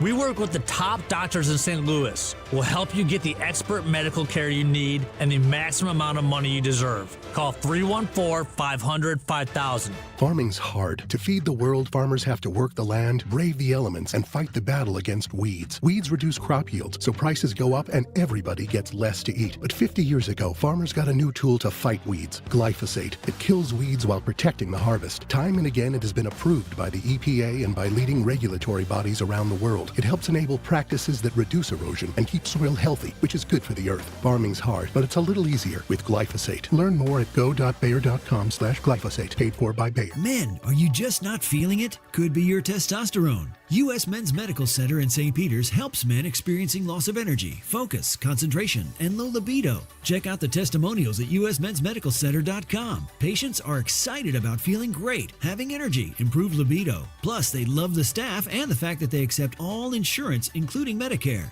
Spring's coming. Enjoy it. Call U.S. Men's Medical Center at 636-244-5333. usmensmedicalcenter.com. You all hear the radio ads about the IRS. They tell you to be afraid, to be scared, and they try to frighten you into calling. I'm not here to do that. Tax Relief Advocates is different. TRA is here to tell you that if you owe money to the IRS, whether it's $5,000, $50,000, or $500,000, we have a solution. It doesn't matter if you're sitting in your car, at work, or with your kids. No matter where you are, call now. 800-575-6986. Don't lose hope. TRA can eliminate or reduce what you owe to the IRS. There is zero risk to you. If we can't reduce your tax debt, then you pay nothing. Our passion is taxes and helping individuals fix their IRS problems. We have a 5-star rating on Google and an A+ with the Better Business Bureau. You don't need to be afraid of the IRS any longer. End your tax nightmare today by visiting us online at tra.com or call 800-575-6986. That's 800-575-6986. Tax Relief Advocates. Real solutions for real people. Rhino Shield is far superior to even the best traditional exterior house paint. Rhino Shield is 8 to 10 times thicker than paint and comes with a 25-year transferable warranty. Rhino Shield is the only ceramic coating company that has been chosen by Disney, This Old House, and 3 times on HGTV's Curb Appeal, where every episode is concentrated on unpainted brick, bonds and seals to stucco, wood, hardy, block, color lock, masonite, and more. No better product for those steel aluminum-sided homes that have become, chalky and tired looking. We coat sloped and flat roofs to extend their lives too. After 15 years, we've got a great reputation and a superior product. As long as it's affordable, why wouldn't you do it? Before you make the costly mistake of painting with traditional paint, you'd be best served to call Rhino Shield today. We are the experts and our evaluations are free. 877-25-RHINO or 877-25rhino.com. Tell them, ladies. Don't paint, don't Rhino, go Rhino Shield. Never paint your house again. Rhino Shield. It's Tom Ackerman for Ophthalmology Associates, the doctor's doctors, 314-966-5000 or online at youridoc.com. Hey, just a reminder that Brian Kilmeade will be here in town Saturday, March 22nd. That's coming up pretty soon at the Factory. There are still some tickets remaining, although, as I'm told, this is probably going to be the biggest event he does on this entire tour. It's a meet and greet. The VIP is a meet and greet. The VIP is, you can get regular tickets or you can get VIP tickets. You could add VIP to your tickets. And the VIP comes with a signed copy of Booker T. That's right. And that was, it's I like don't know a if that was just personalized added one. or we weren't saying that, but either way. Yeah, I was going to say that I will be at the meet and greet to say hi to you while you were there to meet Kilmeade. So I would love to meet people if they are able to get these tickets. I hadn't been able to commit to that 100% yet, but I am now. So. That'll be great. So while you're meeting Kilmeade and shaking his hand, Annie will run up and grab your other hand, which would be kind of awkward, but that's what she has committed to. So if you would like to come to this event, 971talk.com/events. And you can, again, get regular tickets or the VIP meet and greets either way. I'll be in the back of the room. 249. You know I will. 249. This time check is sponsored by Jerry Kelly Heating and Air Conditioning. It's time for a $98 furnace tune-up. Good afternoon. A beautiful day in St. Louis and a lot of tariff talk today, so we're going to get into that. Also, Francis Sempa, who is the author of Geopolitics from the Cold War to the 21st Century, will weigh in on all the Ukraine stuff, and we actually have some news on that from Zelensky today. So all of that and more, plus an audio cut of the day, all coming up after Fox News at 3.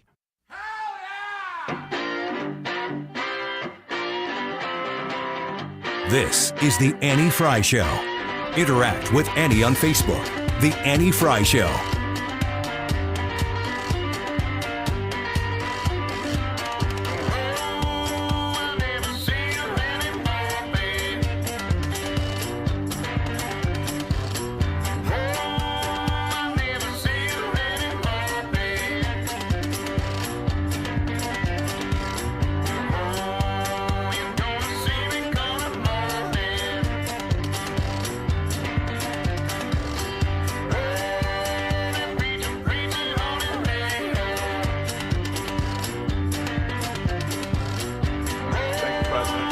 For support. This means a lot.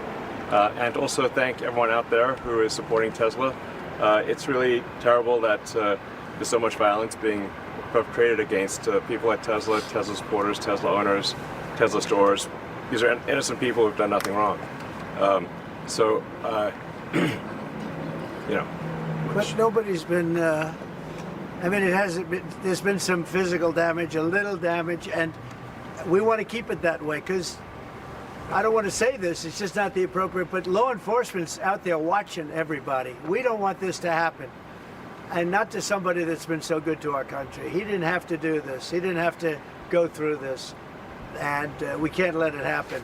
And aside from that, I happen to love the product. It's a lot nicer if you also happen to love the product. And he's done a really good job. Go ahead, Peter. Is there, I guess this is for Elon Musk, is there a discount? President Trump wrote the art of the deal. Is there any kind of room for negotiating here? Let me answer that. I know he'd give me a discount, but honestly, I don't want to ask for one. You know, I'm president, so I want to pay full price. And what is your message, President Trump? Buying a new car while there are some folks who will see this clip at home and they are struggling with their retirement accounts down at the moment, uncertainty about work ahead. Well, I think they're going to do great. I think our country had to do this. We had to go and do this. They've taken away, other countries have taken away our business. They've taken away our jobs. I did it initially very strongly against, as you know, China and some others in the first term. And it was a very successful term. We had no inflation. We had the greatest economy in the history of our country. And then we had COVID, which we had to straighten out. So I didn't want to be doing we just wanted to get... So breaking in here on top of Martha McCallum's voice there, they're talking about the Tesla. It looks like Donald Trump's buying a Tesla there at the White House and doing so in a way that supports Elon Musk and thanks him for what he's doing. It is pretty crazy to think that people have been violently protesting people who are trying to make a living by selling Teslas or people who have purchased these Teslas. It's absolutely frustrating. All in response to the type of Doge cuts that Elon Musk has been trying to find. People are like, I didn't vote for Elon Musk. Well, I'm sorry, but you voted for Donald Trump, and Donald Trump said repeatedly in the campaign, Elon Musk is going to create Doge, and Doge is going to find these cuts and make these cuts. The YouTube live chat poll for today is, do you still support Trump's tariffs? Yes, no, or never did? Brad, why don't you go first on this one? I'm going to say yeah, because I think that what he's doing with the tariffs is a good thing. But at the same time, what I want him to do is stop talking about the tariffs. Just do the tariff thing and stop talking about it. I don't care that you're tariffing the other countries. Just accomplish what you need to accomplish and do it without saying it. And then start talking about the tax cuts, because that's what's really going to build people's excitement and energy on this economy. The tax cuts, though, I think are going to get criticized because the tax cuts are not anything new. It's what you have right now. He's asking for goodwill and credit for something that was done in his first term that he wants to make permanent. That's different. That's not going to be felt by people. And if you push tax cuts, and then people are like, this is not really any different for me, the permanency of these tax cuts, to me, isn't a full counterbalance to the tariff thing. I think he does need to talk about the tariffs. I do still support him. But I think he needs to talk about the other side of the tariffs more and understand, when we spoke today with Taylor Riggs, who is the co-host of the Big Money Show on Fox Business, she made that point similar to what Brad was saying, is talk more about tax cuts, talk less about tariffs. I think we need to spend more time amplifying the message of these businesses that continue to invest in the United States and the long run. Going back to COVID, when we didn't have cars on people on dealership lots because they were missing just these few pieces. You build a car in the United States of America, but if we can't get that chip from overseas, wherever it is, the whole thing stops. We need to be making those things here. We need to be making pharmaceuticals here. You need to make sure your medicine was made in America so that if there's ever another global pandemic that was out there, that these companies are investing in the United States of America, not just so that costs can go down, but that we can have American-made products that are accessible to us and nobody lords over us whether or not we can get what we need to do what we need to do in this country. So I'm still a yes. I'm a yes. I'd like to see it through, basically. I trust that he's got a plan enough to see whether or not it's the right plan. And, if it's not, hopefully adjust course. I think that's the reason he's talking about it so much, too, is he's trying to get everybody in the world to understand you need to be doing business here. Ethan, your thoughts before the results? I'm a yes until someone proves to me that there is an option that's going to fix this in a better way. Because that's what I haven't been able to see yet. People want to complain about this, but they don't have an option that's better than this. So until then, I'm a yes. That's smart. 271 votes for today's YouTube live chat poll. Do you still support Trump's tariffs? Only 6% say that they never did. 10% now have flipped over to no. Still an overwhelming 85% of voters say yes, they do support Trump's tariffs. That is interesting that 1 in 10 say, no, I don't think I do support this. Might have to ask this question again in a month or so and see if those numbers change at all. I'm going to take a picture of these results. Stick around. The Mark Reardon Show is coming up next. If you missed anything, get on that Odyssey Rewind and subscribe to the podcast. You can also go to anniefryshow.com/podcast, but keep it on 97.1 for Mark Reardon next.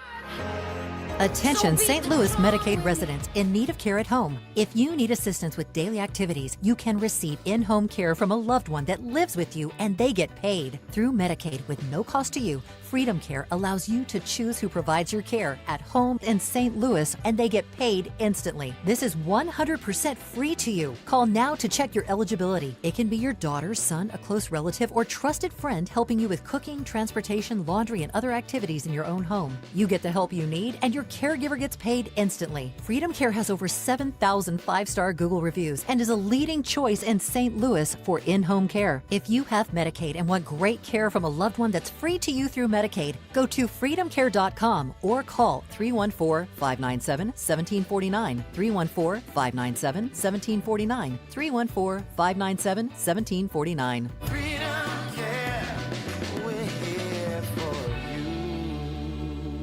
And a lot of people, when they come in, they'll say, I'm usually much more active, but since I've been in pain, I've had to limit the activities I'm doing. You're listening to Janelle, an arch support specialist at the Good Feet store. So he came in and he wanted to be able to keep up, play sports with his kids. And from there, we figure out which arch supports complement those activities. I fit him with the arch supports, and as I followed up with him, he's messaged me and said, I took my kids to the park today. We're walking, we're exercising, riding the bikes, and those are all things that he wasn't doing before because he was in pain. For over 25 years, the Good Feet store's arch support specialists have been helping folks to live the life they love without foot, knee, hip, or back pain getting in the way. Our goal is to have that long-term change for them. That's what's most important, is knowing that you leave an impact on someone's life. And I like that. Try them for yourself. Stop in for a free personalized fitting and test walk at the Good Feet store.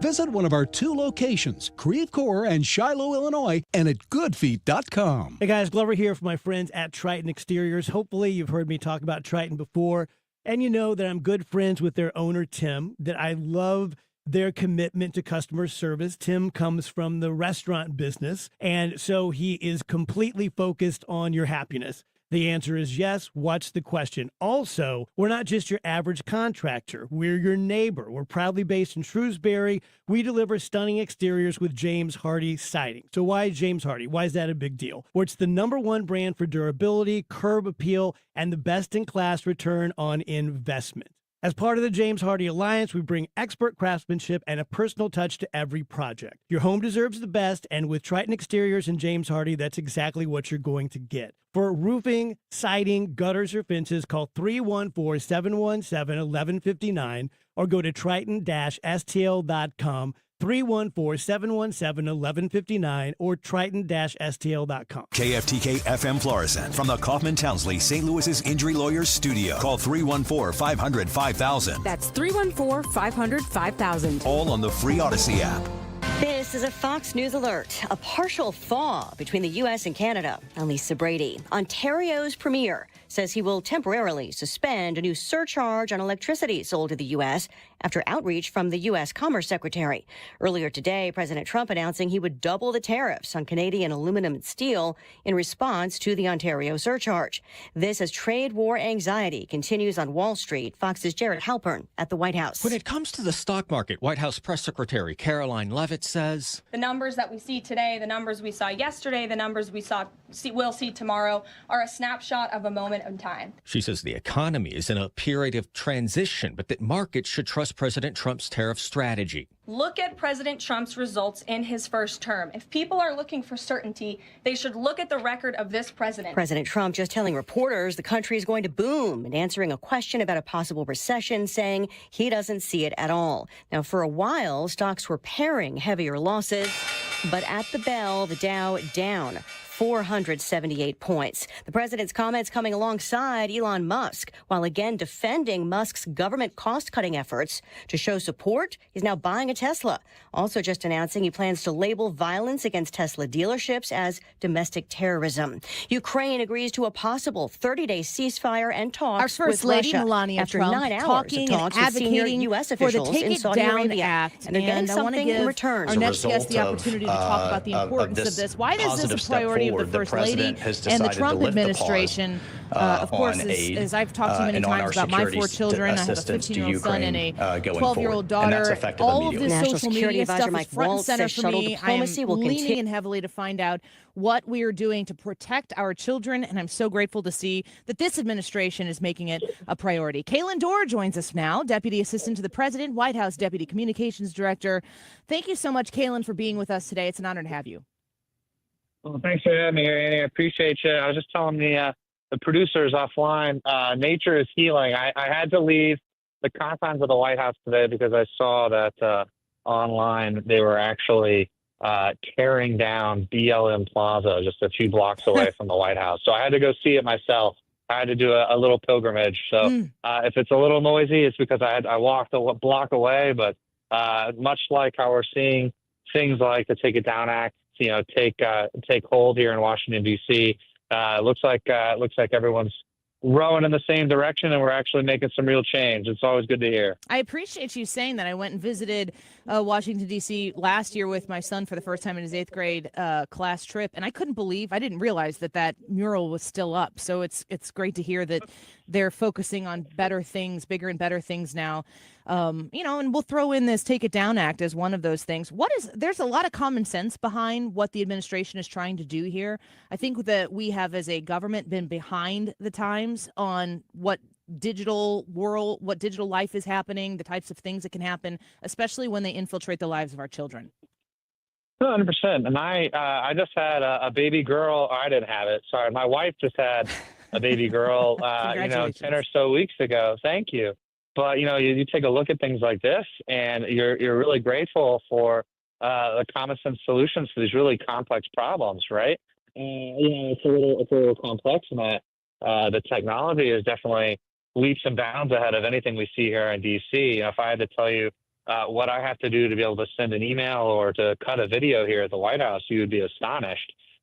So, for us to really take charge on this, and, as you saw, the president brought it up in the joint address to Congress and he called for people to pass it. I'm really proud of us as a movement for really taking the bull by the horns and looking forward a little bit. We haven't always been good about it as a party or as a governing body. And so, yeah, I got skin in the game now with a baby girl, but I really do appreciate us looking forward to this kind of stuff. And I think it's especially important. We have leaders like David Sachs and Elon Musk, here working as special government employees at the White House because they're also providing an outsider's perspective. That's always been what the president is good at, right? He's always been pragmatic, and he's always viewed things as a regular person, right? The regular person doesn't view things through the archaic lens that Washington, D.C. typically does. And so I think we're going to be able to get ahead of the curve and really do some powerful work. We're speaking with White House Deputy Communications Director Kaylin Dorr. I want to dive into that a little bit more because I've seen these, social media or technology or digital element conversations come up in government, and especially in our federal government, over the last decade. And many times the people who we see discussing them have no clue what they're talking about. They've been briefed, but they don't have any real life experience. They have staff that helps them do those things. How active are knowledgeable, experienced, thought leaders on this issue of, revenge porn that gets put up, AI-generated images that are very offensive that gets put up? Who else is involved in this to make sure that it is current and forward-thinking? Well, I think you're looking at Congress is really put the work forward on this, and it's a result of kind of this younger, more MAGA-oriented Republican Party. I mean, I could tell you the party that I grew up, learning about, the party that I grew up being a part of, they'd be, like we said, like behind the curve on this in a way that is criminal because it valued quote unquote experience, right? Traditional experience over, pragmatic solutions. And so I think this is a result of our movement getting younger and getting smarter and getting more involved. Credit goes to the technology companies recognizing that this is a thing that needs to be addressed. I'm sure they're involved, and I think this is a very common sense solution to what shouldn't be, but is a complex technological problem. I've worked at social media companies in the past, and I can tell you, moderating and things like that is always very difficult. I was in a meeting once for a prior employer where we had to sit down and determine how much of the Hunter Biden laptop we would show, if you know what I mean. Wink, wink. Yes. And so, this is there are real humans attached to all of these issues. And I think, it's important that we're out there leading on this. Yeah, and especially when those humans are children that are being affected. Kaylin Dorr, we appreciate your time today. We know you are limited on your time with us. We hope you'll come back with us and keep us updated on what's going on with the Take It Down Act and more. We're really grateful for the opportunity to speak with you. Will do. Will do. Thank you, Annie. Y'all take care. Have a great week, all right? Yep, you as well. Bye-bye.